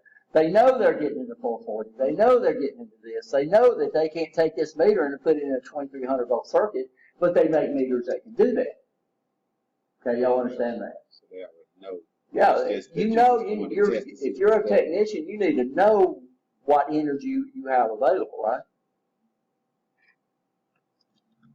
So this is where we use for our milliamp, microamp scale. Doesn't make a difference if it's AC or DC. This is where we make our it says typically ground. That is not true. It's not always ground. We do have a common. And this is one thing I didn't like about this presentation is that, no, they are not the same. You need to understand that. A ground, tell them what a ground is. Well, actually, a ground is a place where you actually have a rod driven 3 feet under the into ground. the dirt, the earth ground, and then connected to one of your power lines. So does this use a ground? No. Where's my rod rubbing into the ground? Where's my cable? So if you go out to your house and you get over there by that meter, you're going to see a copper wire running down your house, and there's going to be a rod that everybody keeps running over their lawnmower, right? You understand? Driven into that is ground. Okay, you understand? Everything else is a common. Your car runs a common. Of course, what you got to understand is over the years, people use the term ground for just about anything. Is it wrong? Well, No, but as you as a technician, you need to understand the difference between a ground and a common. So if I got out there working on my car and the guy called it a ground, I'd say, okay, but it's not a ground. So this is meter common, has nothing to do, you'd already be in trouble. If it was ground, you would be in trouble already. It means I could not take my meter and probe it inside anywhere inside a circuit I wanted to. Now on an oscilloscope, guys, this is ground. You cannot probe the black lead on an oscilloscope anywhere you want to. So there's a big difference, and you need to understand that, and you'll learn about that when y'all take AC. Volt, ohms, hertz. We'll use this to check ohms or diodes. So this is our general purpose terminal. Are we okay? What are the four main sections of the meter? We have the what? Yeah, digital. We have the display, select, the function switches, right? You understand? the dial, The dial, and then the lead terminal. test. Everybody okay? This is pretty common on most meters, especially on this one. Give the examples of how the functions can expand the meter's capabilities. Well, just your ohm scale, you can do what? You can change it from ohms, you can change it to continuity, you can change it to technical.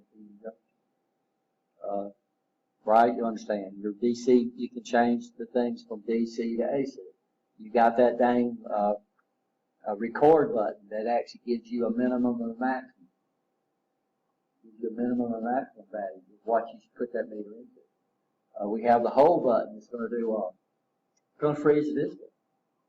So it's pretty, these are pretty common on most digital meters. What's that hertz do? What we do, and we're going over a lot of stuff we don't need to go over. Okay. But what we do when we generate AC, is it comes out in what we call a sine wave, which looks like this. And these things go over and over and over and over and over. Okay. So what happens is they're changing, but this is a repetition, right? So AC moves in repetitions. One repetition we refer to as a cycle. The rate of the cycles, we refer to that as the frequency. And it's measured in units called hertz. So Alabama Power generates 60 hertz. Okay. But if you're over in Europe, it's what? Anybody know? 50 hertz. Okay. Now, that causes some problems at all. First of all, if you're running an AC motor, over here, it would run a little faster than you run over there, if they're rated at the same frequency. If you had a 50 hertz motor, it runs a little faster over here. Over there, it runs a little slower. Transformers are designed, if you took a power transformer over there and brought it over here, you'd have big problems, because that brings in another feature that we're not going to get into. But these AC signals move at a certain rate, and the rate that they move in, they're rated in hertz, right? Which stands for cycles per second. And your meter don't show you the cycles per second. It just measures what we call an effective voltage. How many Tesla terminal ports are there on this meter? 4. Is that true on all meters? No. Like on this one, to make this thing right here real thin right here, it's only got what? 2. And you use it for everything. You use it for volts, you use it for ohms, use it for amps. This is clamp on. This is not, we don't call this an amp, we call this a clamp on. It's not measuring amps, it's measuring the strength of the magnetic field that's produced by it. Right? You understand? So what would happen if I put 2 wires through here, it would give me the sum. Both of them. And if this was the common and this was the hot, it would measure 0, because they would cancel each other out. By the way, which is the way a ground fault breaker works, exactly the same way.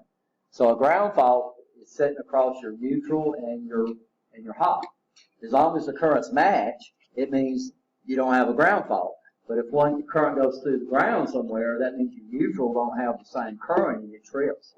Because, huh? For what? No. Usually these things, I need to get the book and see what the clamp on will pick up. Normal is 40 to 400 amps. Yeah, it's high because it's got to do a pretty good magnetic field. It does a pretty good job, but it's not going to be extremely accurate, right? You understand that because there's a lot involved with the magnetic field. But it does give you an indication, of what's going on, especially in motors and stuff like that. But I'd have to get the book on it to see the actual range on that. Some of them are very expensive, and they have what they call a Hall effect in there, and they'll measure the strength of a DC field. Well, some of them will measure DC current, but that's far and in between, and you're talking about a pretty expensive meter. So we should learn how to make sure our test leads are okay. We're going to check the fuses in the meter. And this is very easy to do with these meters, to check to see if the fuses. The fuses only come into play on your amp scales. They don't come into play on your volt scales or your ohm scales. But they come into play on the amp scales. Replacement of fuses, people just don't understand. There's a lot of difference between the type of fuses we have. So you could literally change the category of meter by putting the wrong style. So we're going to look at more than just what the current rating of the fuse is. So what we're going to do is we're going to check our meter leads, remove the leads from the meter, and visually inspect the terminal end to test the probe for any sign of worn or broken insulation. Now what's nice about your more expensive meter, they're double insulated. The inside of the insulator is white, and the outside insulator is either going to be black or red. So if you've got any nicks or anything inside this outside insulation, you can tell it real easy. So what you want to do is you want to make sure you don't see any white. Right? If you do that, then that means the category of the meter is changed. That means you probably need to replace your meter leads. We're going to look the thing over. We're going to run our hands down there, see if we feel any priority. It should be a nice smooth feel. Shouldn't get any more narrower down there while we're actually got a broken wire inside. We're going to look at the quality of the double insulation, the inner insulation. So if we see any stuff like this,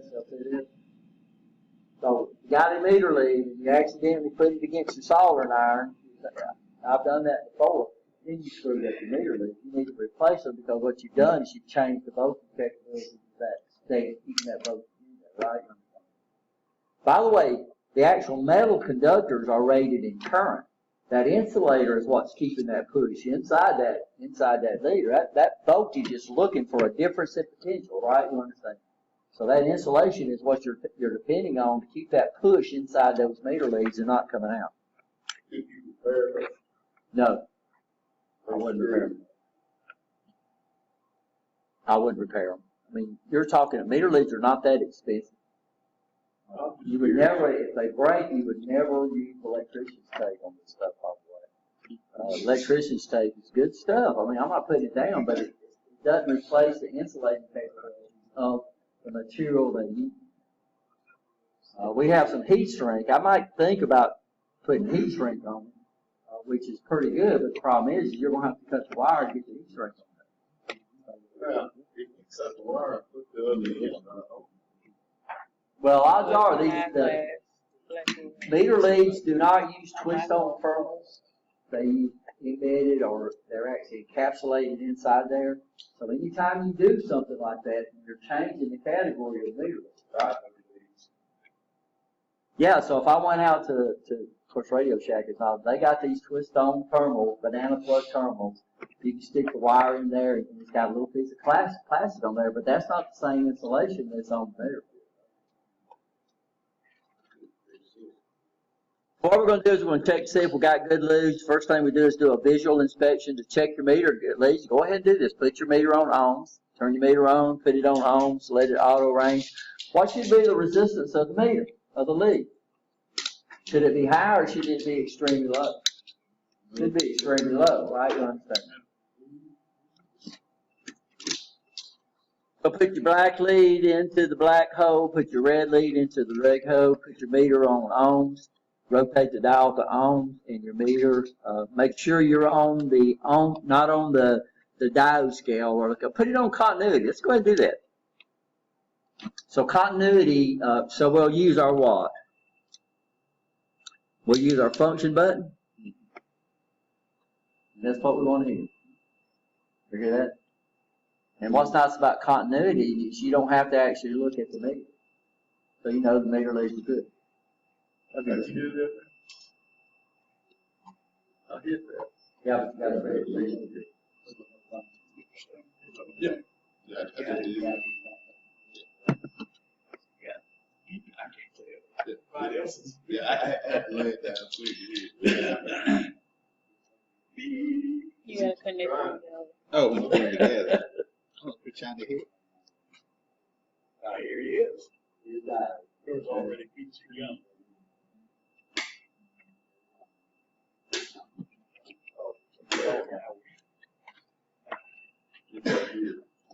Okay. Now take it off now.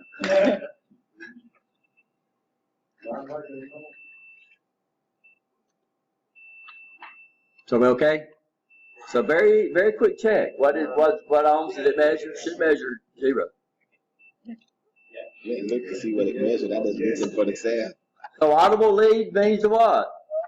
Leads are good. What you need to do though is kind of pull on them, move them around, right? You understand normally when you check for open wires, a lot of times they'll be connected in there. Move the wires around. Intermittent sound could mean intermittent broken wires. Are we okay? Real easy check, right? Always test for good fuses before using the meter.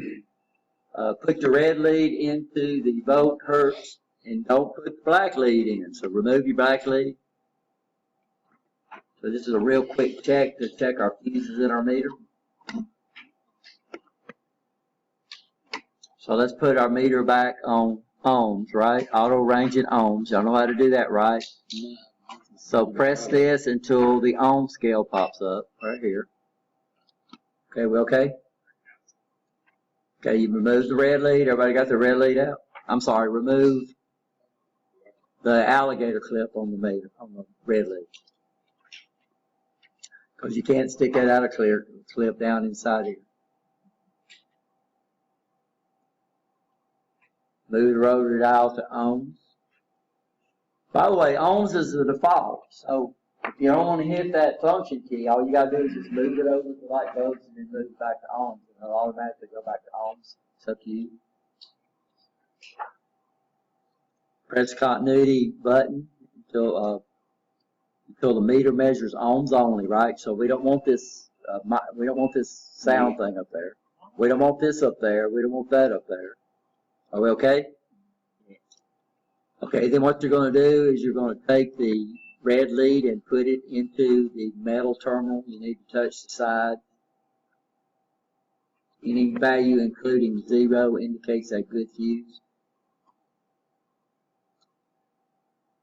So it's probably going to measure around 13 ohms or something like that, pretty low. 16.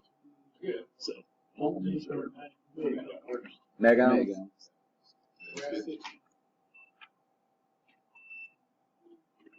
Okay, so what would we get if the fuse was blown? It would show us overload, right?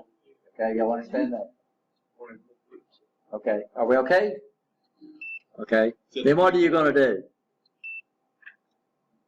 Any non-numeric value, including overload, indicates a bad fuse. Everybody okay?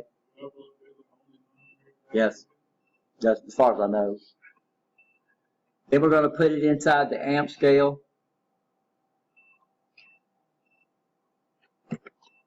Any numeric value, including 0, indicates a good fuse. Any non-numeric value, including overload, indicates a bad fuse. So we just check. See how easy that is to check the amp scale. And now, why is it very important? Well, if you blow a fuse and then you put it into an amp circuit, it's going to measure 0 because the fuse is gone, right? You understand? So this is one of the first things you can check on your meter, especially if you're intended to measure amp.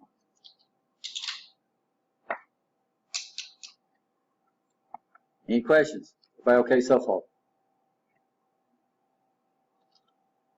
Okay, y'all not going to take the back off. I'm going to show y'all where these are. So if a bad fuse is detected, what you do is you remove the boot. Most of your category meters now are going to have a insulating boot around the meter.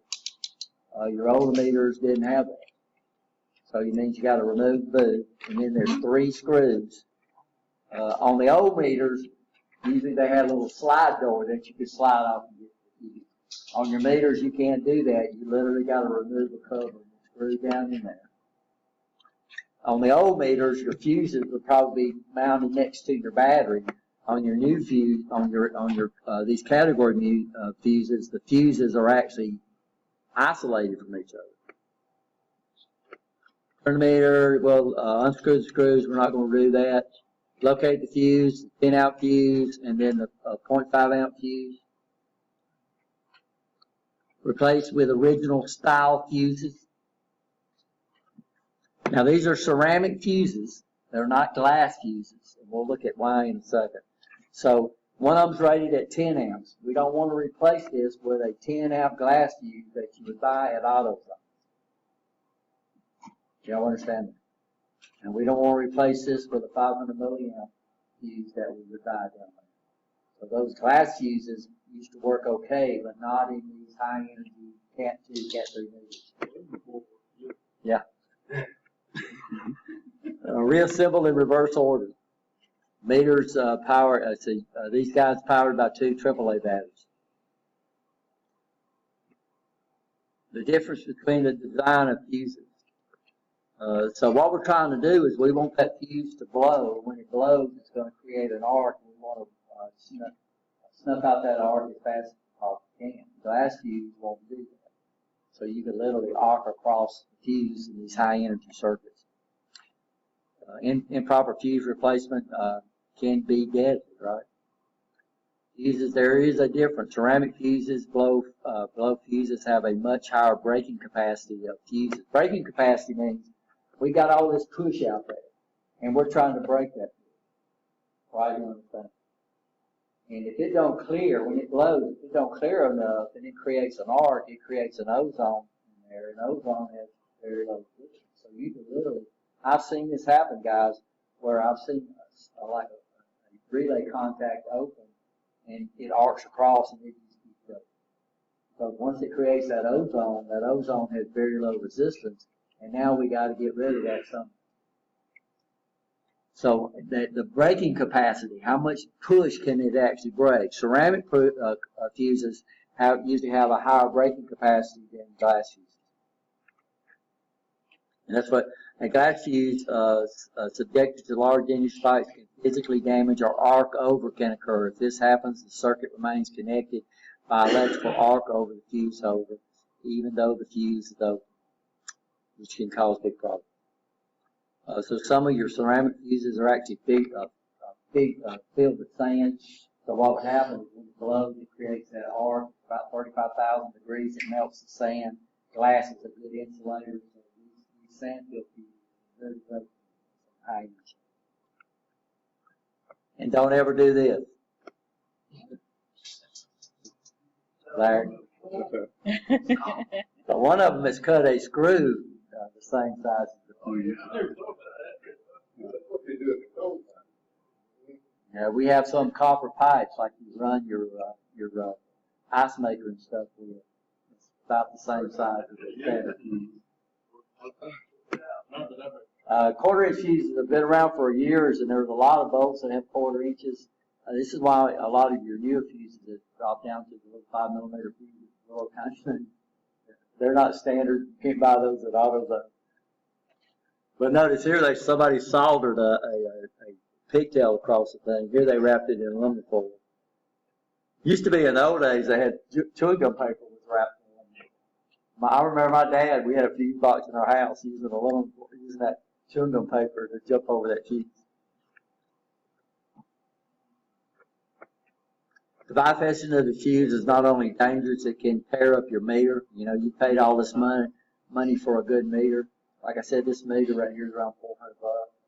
And then you dump a fuse out in a $400 meter that belongs to you. I'm not going to tell you about that. But I lowered it. So these guys have these little tiny conductors in there. We call them traces. You can actually, now this is not a good example. They got most of them covered up on this. But burn up the traces on your board, which basically turns them into being irreparable.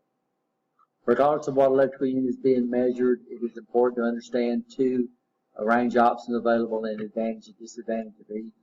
Auto ranging is nice because you're not worried about the range, you're letting the meter range for you. One of the big disadvantages is the amount of time it has to range. You'll probably notice that. You see it goes overload, and then the final range on it before it selects the range. Another problem we have, of course, is it's selecting the wrong range. Manual ranging means you determine what range it is. So now overload means something. You'll understand that.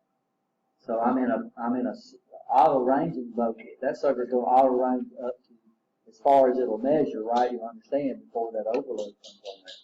But if I'm in a circuit and I want to know if it's above 200 volts and I put it on a 200 volt range and overload, I'm going to have a problem. So this meter gives us the ability to switch between auto ranging. Auto ranging advantages, of course, it does what? Activates on startup and range buttons press and held for 2 to 3 seconds. So if you switch it to manual ranging, you can switch it back to auto ranging by holding that range button down for about 2 or 3 seconds.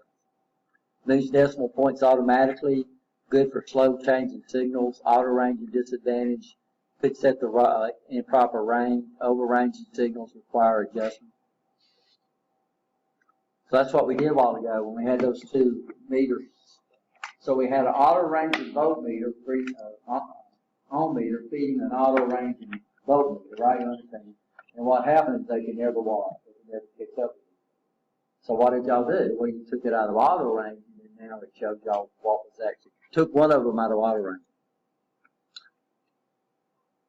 So fast changing signals could appear erratic. And manual ranging, activated on demand. You choose the range. Moves the decimal point every time you press the button. So you move the decimal point, right? Stabilizes rapidly changing signals, which is what we did a while ago. Can convert overload readings to readable values. Manual ranging meters, operator must understand, and you must understand the range. You must understand what that decimal point means when you move around. Of course, how do we put it in a manual ranging meter? We hit the range button, that switches it into manual ranging, and every time you hit the button, it moves the decimal point from left to right. So if you got an overload, it means what? It means you need to hit it and move it one more decimal until you get a reading. You're trying to get as many digits up there, as many decimal points up there, that's when your meter is most accurate. Y'all understand that? So the further the decimal point moves to the left, the less accurate your meter is. So if I've got it on the volt scale and I'm trying to measure millivolts, and I see a 1 over here on the right hand side, that's 10 millivolts, but it might be actually be 17, right? You understand? So what we're trying to do is select a range that gives us the less decimal point and not overload.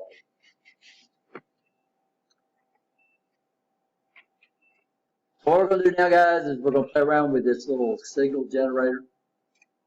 So this is our signal generator. Everybody should have one of these.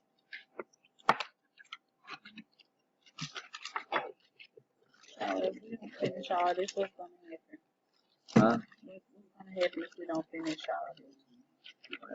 It's like 11:48. So this is the signal generator. Everybody okay? Neat little card. I don't know what Snap-on actually has these made, so I don't think you can get them anywhere from Snap-on, but from Snap-on. You generate several different types of signals. So we put the battery in. Yeah, you can go ahead.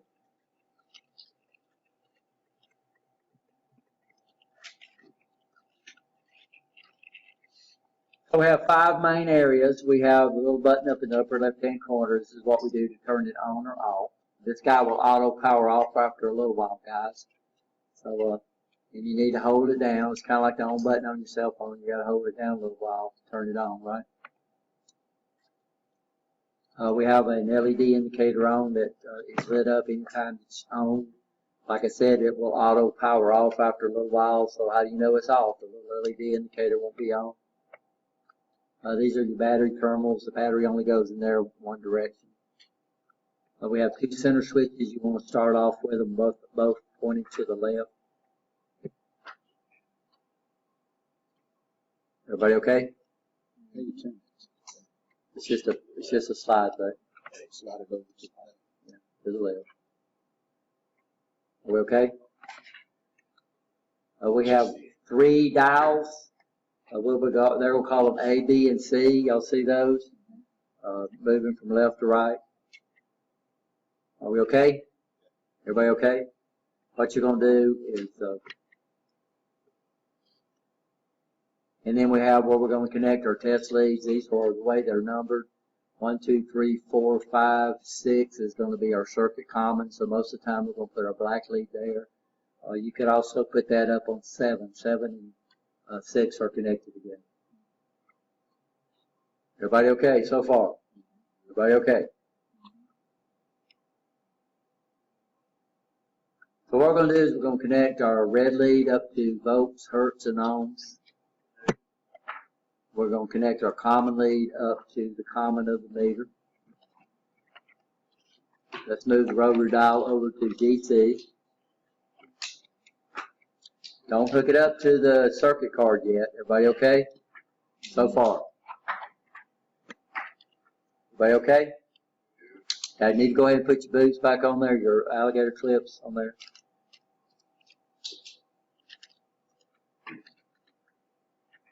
Okay, got our battery and our little function generator. Okay, let's don't turn it on yet. We're going to connect our red lead up to number 3.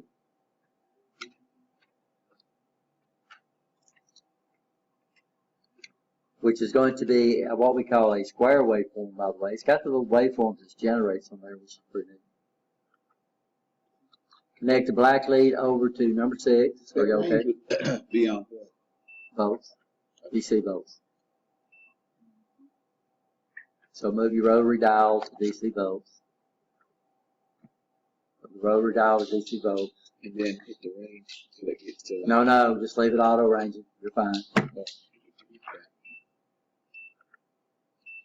Are we okay? Okay, so we want it on auto ranging to start off with. This starts out with milli. Yes. Everybody okay?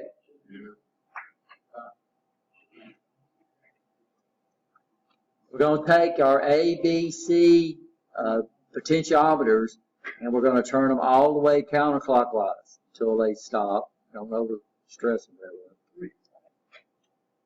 Fully counterclockwise.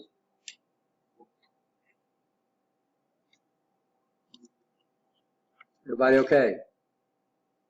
Yes or no? Yes. Turn simulator on. Press it down for about a second, release it, and your LED should come on. Or it'll come on when it's, just press it down, your LED should come on. Okay, we okay? I don't have my meter turned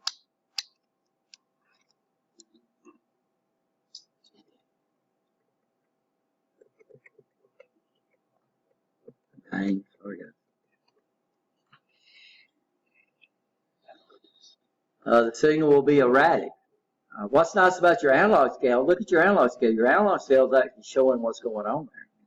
So we're looking at a waveform that's constantly changing. And it's a digital waveform. So what are we going to do to make it not erratic? Hit the range button.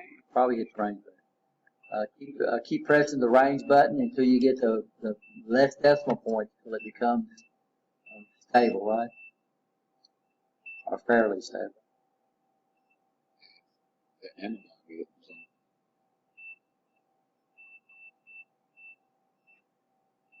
So if I get into something like this, I might try the range button to see if I can get it to do what, to stabilize.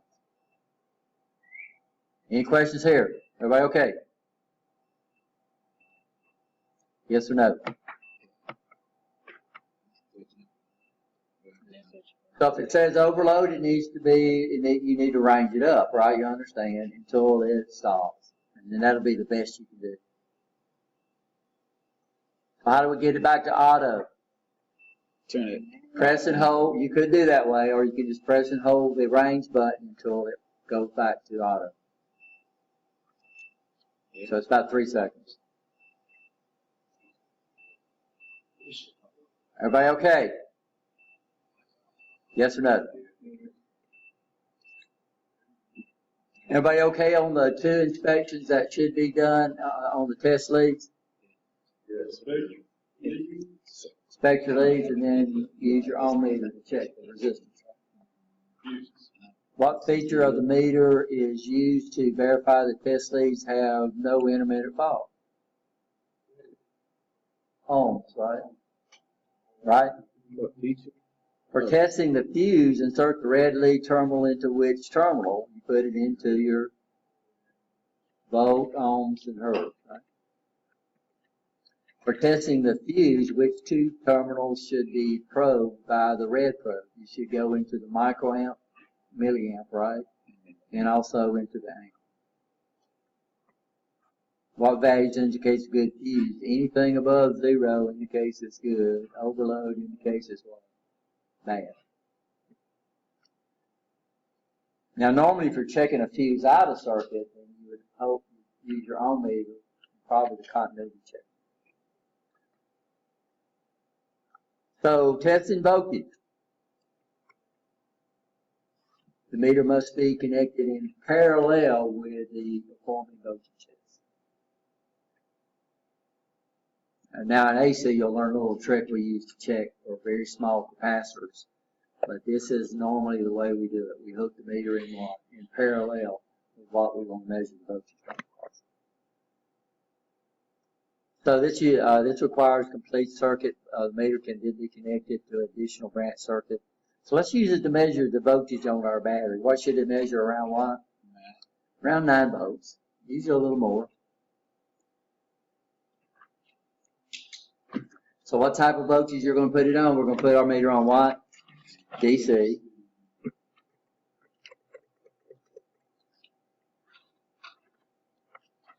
Take our meter, put it on DC, then we're going to take it and put it across the 2 terminals for a 9-volt battery.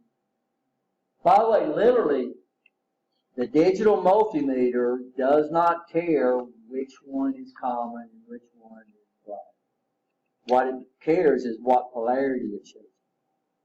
So what I want you to do is, if you got it on there, what does it measure? Anybody got it up there yet? 938. Yeah, 9.3. It should measure over 9 volts.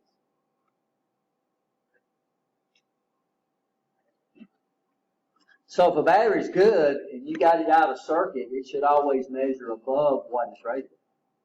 So if I had a AA battery and I measured with my meter and it measured 1.5 volts, I thought, you know, this meter is only 10 megohm and it don't load the battery. If it and it's always going to measure something, right? Unless the battery is completely dead. So just swap your meter leads around on your battery and notice it's still going to measure exactly the same thing, but now it's going to measure as what? Negative. As negative.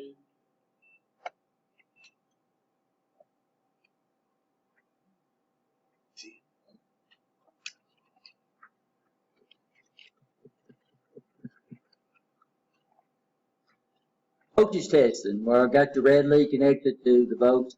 Okay, got your common lead connected. Everybody okay there? We're going to move it over the rotary dial over to AC. So this guy generates AC. If you look at your terminal board, it's a little, you can see the little AC symbol over there. So odds are we're going to use this guy right here, maybe, right? That's a little symbol for AC. But let's see. Let's go before I talk over. So that's right. We're going to connect our red lead to terminal number 5. We're going to connect our black lead to terminal number 6, which is circuit common.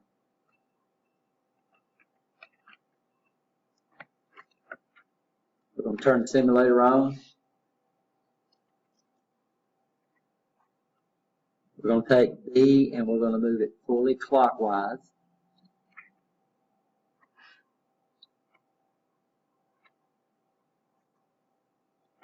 Watch the change in voltage. Move it slow, guys. So take B and move it down.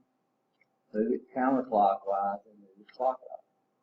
What this is doing is changing the amplitude of the AC voltage. What voltage do we have when we have it all the way clockwise? 1.6. 1.6. When we turn it all the way counterclockwise, it measures.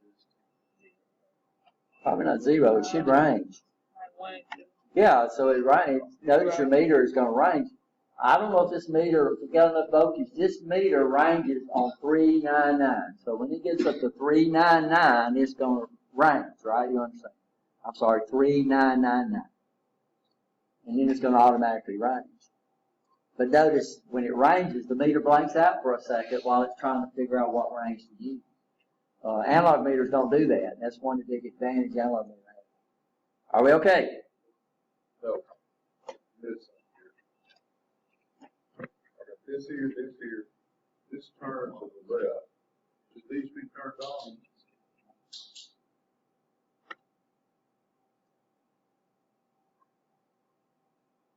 Yeah, we started off with it. Yeah, turned it all the way to the left, counterclockwise. Clockwise.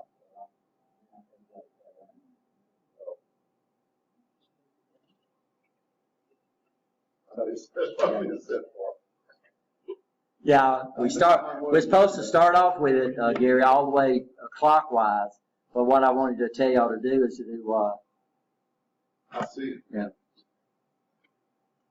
Are we okay? So the other two are in the center. So what does that measure? AC. Well, the other two don't really make any difference. This measures AC voltage. And it don't get up high enough to range, guys. It's always on both, so it's not going to range. I'm turn it all the way to the left of it. I don't believe it. Yeah, so that's what you're doing. You're setting the level of the output voltage. Oh, okay. So this guy here can go all the way from pretty close to 0 up to 1.6 volts. Are we okay? Are we okay?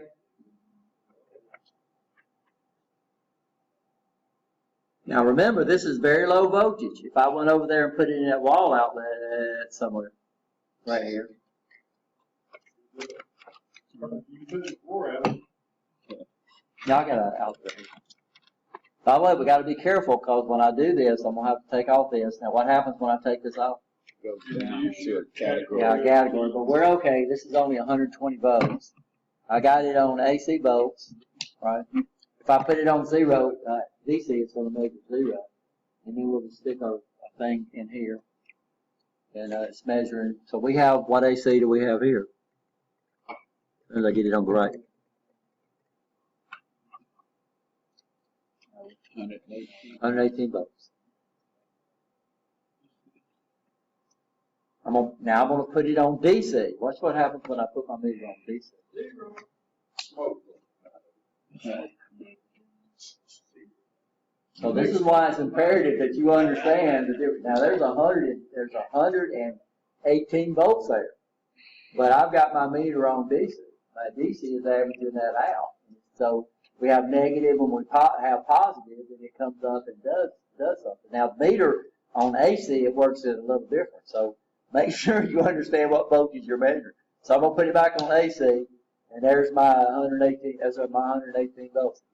The 118 volts is always there, right? You understand that? So that's very important to understand that if I've got my meter set to DC and I put it in an AC circuit, it's going to measure almost 0. If I've got it on AC and put it in a DC circuit, it's going to measure something. It's not going to measure right. Huh? No, meter don't care. It'll go up to 750 volts AC. Huh? This meter can measure up to 750 volts AC. Well, actually, it depends. A lot of times the category rating is less than the meter, but you're right. Usually it's 750 volts. Some of them go up 1,000 volts. But you got to be careful. That might not be what the category is rated at, right? You understand? So it might be a Cat 3 meter at 750 volts, but your meter will actually range up to 1,000 volts, which means you can measure up to 1,000 volts in a Cat 1 circuit, but you can't measure over 750 volts in a Cat 3 circuit. Then the leads can drop it down as well. Yeah, so mine, I pulled off those, so mine dropped down to Cat, right, but it's okay, it's only 120 volts. So I'm in a Cat 1 circuit, right? You understand that? So why? Oh, okay, I see. I'm in a category 1 circuit, so I can use a category 1 circuit here. We're inside, right? So No, when I'm sorry, this is a category 2. It's about 120. So when it says Cat 3, 600 volts, that's DC. At the bottom of it. No, it's AC or DC. Cat 3, 600 volts AC Or DC. slash DC. So why does it give you category 2 and, oh, okay, it lets you know what category 2 would read. Yeah, but That's category nice. 2, you get higher voltage ratings, but you get less protection. So a Cat 2 is what? It's single phase. So Cat 2 is single phase. Cat 3 is 3 phase. Cat 4 is on the distribution side. So you have very little protection. Anytime we send spikes through transformers have the actually decrease, drops the spike down. It can't get through a transformer. So that means the closer you get to your power pole, the more spikes you'll get, right? The further you get inside your house. So I go in and I'm working on a TV. Well, a TV's got a transformer in it, right? I got a distribution box. So I'm in there working on my TV. It's highly unlikely that this big lightning strike will make it all the way into my TV. But if I'm out there working on my distribution panel, it's going to get me, yeah. So that's what we're talking about. So, How can we get this PowerPoint? this PowerPoint will be on y'all's website. Mr. Foster's going to have to put it up there for you. It's on solid state already. Yeah, Actually, it's not. It's going to be. Troubleshoot. It's on troubleshoot. I'll put it on solid state. No, it is on solid state. I just put it up there. Made a photo for it, but you didn't unlock it. But the test is going to be Wednesday. The test is when you want to take it. Oh, The test you're not going to do here. The test you're going to do at home. online? Yeah, it's online. You don't have to be proctored for this test. You don't have. You just go in. You go in and you do it. You got to take at least. You got to make at least 60 on the test to be certified. You make questions. I don't remember. Oh, 60 So if we don't finish don't all know. this, You got to make 60%. You said 70 earlier. Oh, I'm sorry, 70. I'm thinking about the other. Make it 30. Right here, 40. Yeah, if you're going to be an instructor, you got to make at least 80% on it. If you're going to be a student or a student certified, you got to make at it's least not time. 70. David. It's not time. So we can go in and do like 10 questions. and I'm come not back sure. later? I don't know. I'm not sure if it'll let you come out and go back in. So that's something y'all would have to figure out. It probably tells you that on the site. I can't remember. It's been. So today and Wednesday, we're just getting familiarized. That's right. And this in what we'll do is we'll make the PowerPoints available so you can use those as a reference to take. Yeah. And so you don't have to do it. I mean, but it's a certification. The Siemens certification costs $150, and that's whether you have to pay that every time you take the test. So, and they give you, I forgot how many shots at it. This they give you 2 shots, and it's free. Just a snapper. And it is a certification that will go on a resume, and it's not going to cost you a dime a day. So, guys, if this is the field you're in, you're looking for stuff to put on a resume. ETA, we offer ETA certification, but it's about $150 too to get to that one, huh? Electronic Technicians Association. And it's good for how long? Certification. You have to be certain. I don't know. I don't know. That's a good question. I know some certifications they last forever. Some certifications don't, and you have to get continuing education units. I'm not sure about that. That's a good question. So guys, let's do this. We're running out of time.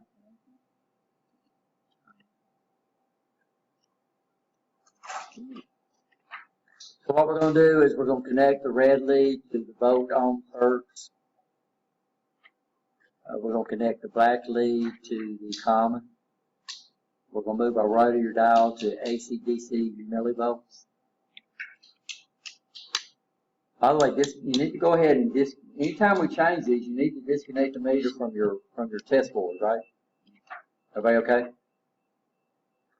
Rotate the right-hand dial, dial C or pot C all the way to the left, which should be counterclockwise. We're going to connect our red lead up to terminal number 4. We're going to connect our black lead up to terminal number 6. We're going to turn our board on. And we're going to slowly rotate C. We're going to slowly rotate it clockwise.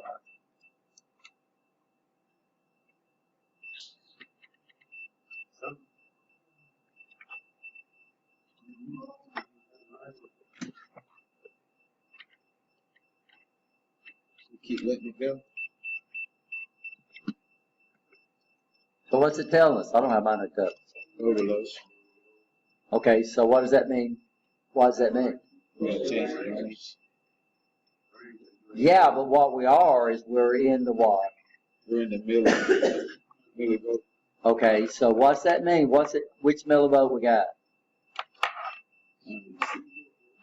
AC middle. Okay, so what do you think we need to DC do? middle. You change to AC for It's in DC. Okay, it says turn the simulator on, and then what does it say? Slowly rotate dial C. So you got dial C fully counterclockwise. You're going to slowly rotate it clockwise, and odds are you're going because you're overloading. Does it say OL there? So what we got it on? We got it on what? Millivolts, right? Okay, you got it on DC. How do you know it's on DC? It Says it right there, right? You understand. Then what we're going to do? Either the range or take it to or change to AC. Stop.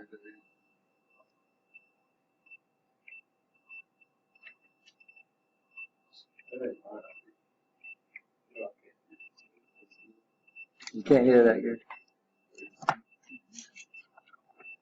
So what are we using? We change it to AC. Yeah, because it's DS. Okay. So we got it on what? On jumper 4? Mm-hmm.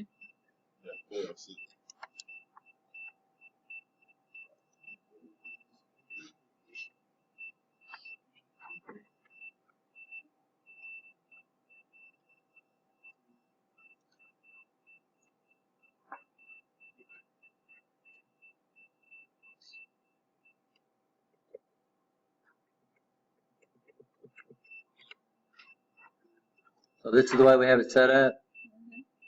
Okay, it says we need to start off with this fully what? Fully clockwise, right? And then it says what?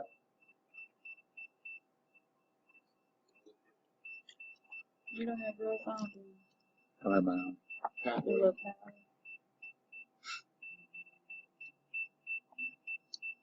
power. Okay, so my meter's overloaded. You don't need to change the range or anything. What does it say do? It says slowly turn this knob back to what? Counterclockwise. So that means we're measuring over what? 399.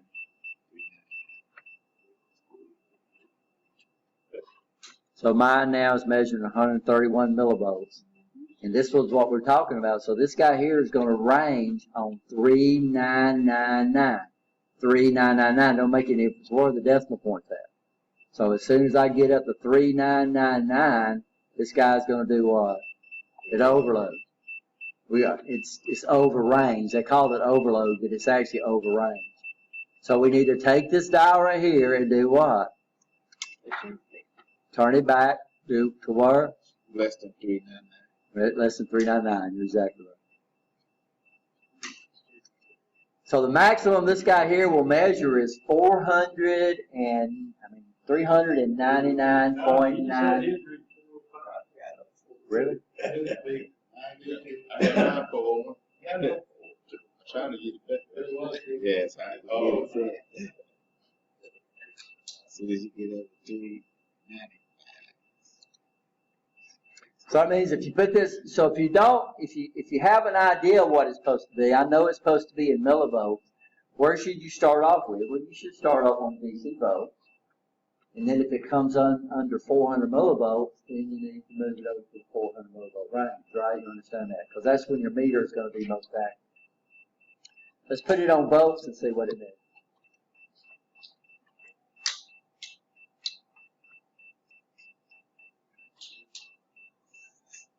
$3.76. Yeah, but turns the range select. Turn all the way to the left. Yeah, so turn it all the way to the left. It should show. This guy's actually putting out. Mine's putting out almost 5 volts. I got like 130. You said volts? DC? Yeah, I just put it on volts DC is what I did to show you what's going on. I got just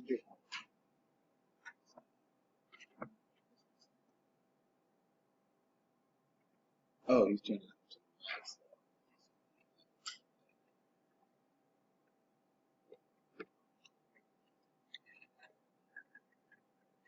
Yeah.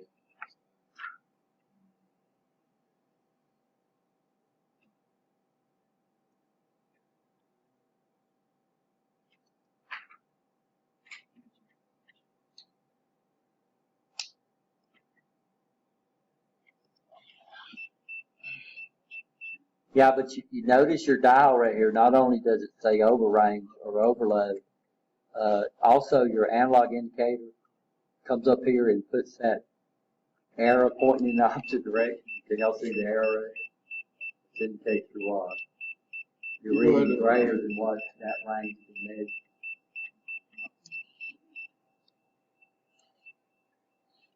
Is it what the OL means? Overload. It means overload, but also it means, most of the time it means overrange is what I.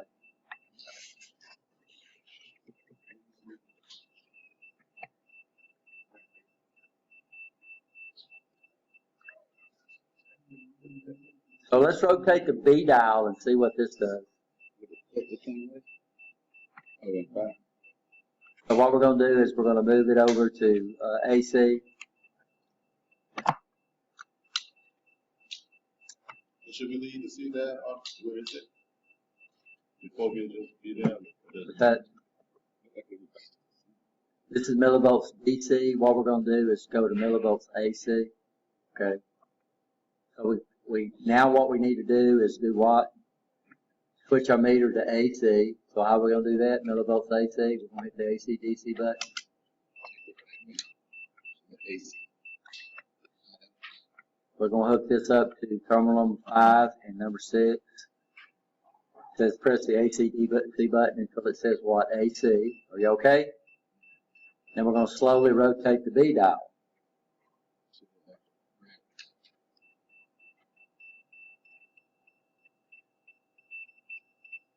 We're going to start off, okay, we're going to start off with it fully counterclockwise, and then we're going to slowly rotate it clockwise.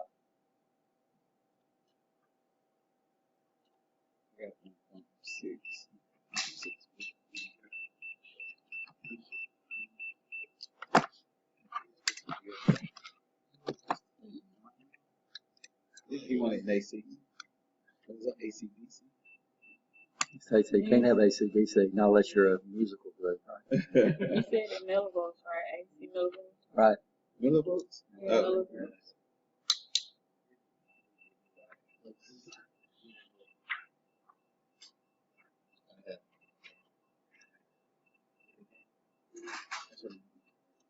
Millivolts. I want to AC. AC. Millivolts. AC. Millivolts. Yeah. This is an oscilloscope, and what an oscilloscope does is show you actually what's there.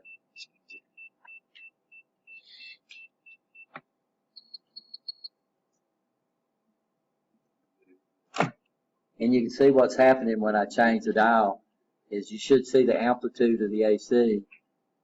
See it going up? Yeah, it's also changing the frequency. So this is what you're actually doing when you turn that dial.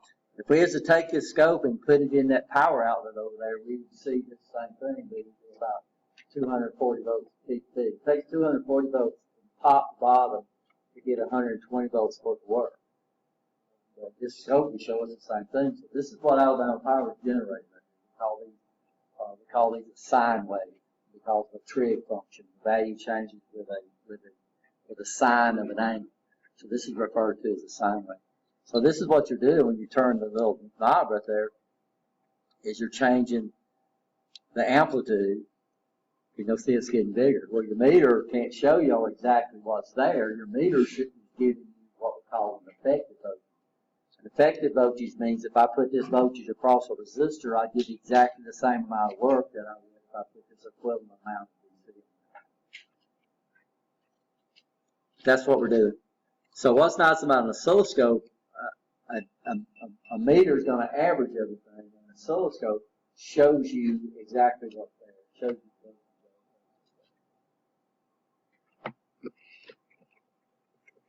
I know it's close to time to go, guys. We're about to figure out what we need to do. So you should see it change, right? Now this is still millivolts. If I put this meter on millivolts over in Alabama Power, it's going to overload and defect. It's not going to hurt the meter.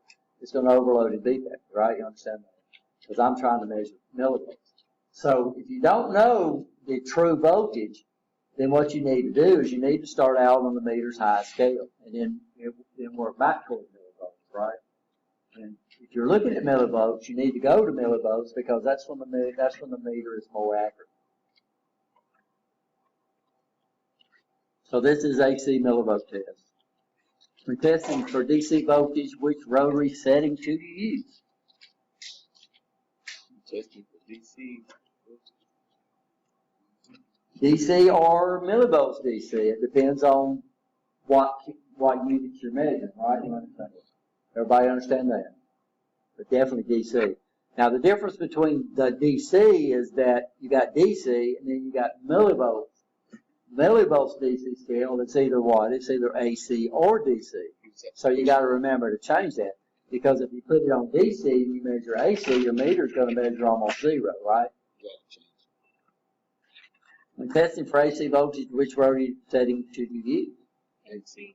Should use AC, or you can use the millivolts AC DC. But you got to do what? You got to remember to press the button. Why should you use the millivolt setting? Because the meter is more accurate.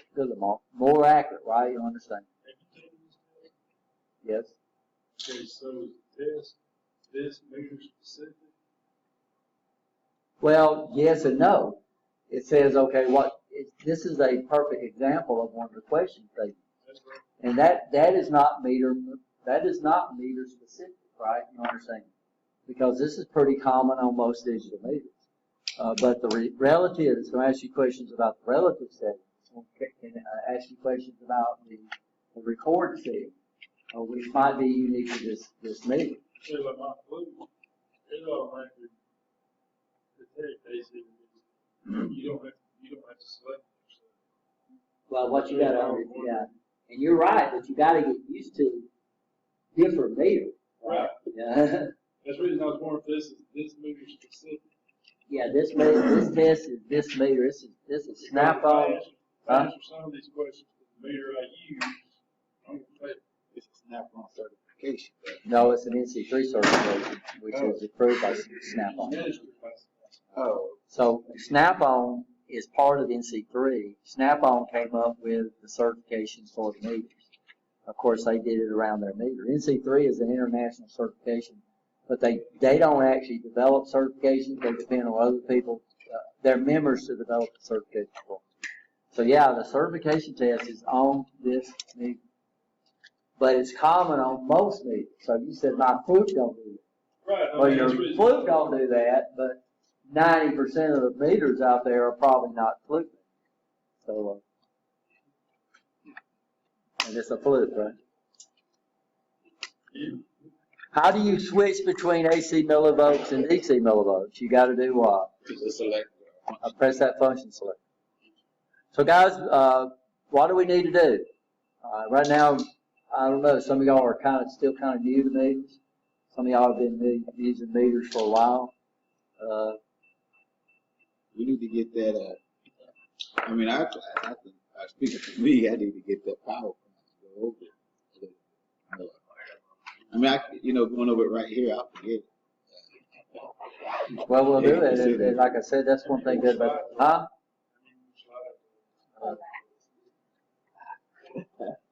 We're on slide 71, so we're over 50%. We're gonna go over it again Wednesday. I mean, some. Yeah, we read, and there's, how many guys in y'all's intro class are not here? They just, That's enough. huh? We got half the class. What's that? It's a holiday. Well, it's not on the college calendar, which they're supposed to look at. It's not on any Blackboard site that this is a holiday.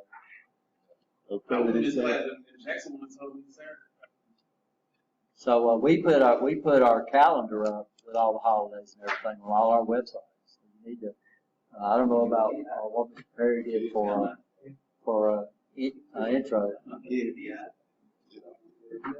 I guess it's because the elementary schools are President Day, they probably thought it was off them. Well, all I can say is I'm sorry.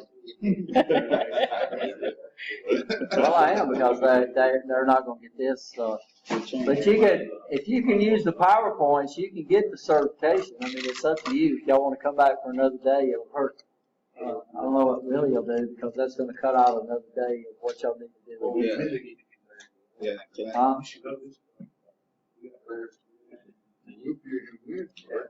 Well, not necessarily. If y'all gonna continue on with on, we could do this, but that's gonna cut out another day of the lectures that y'all get in intro.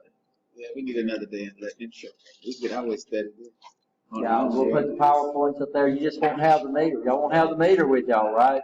So I need to go ahead and button up your meter. Go ahead and, we'll put them up on the front. That'd be a nice look to it. So inside your course content, there'll be another folder in there called MeterCertification.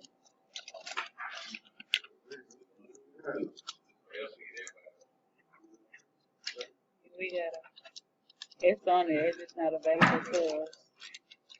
I don't know, usually when I bring it up.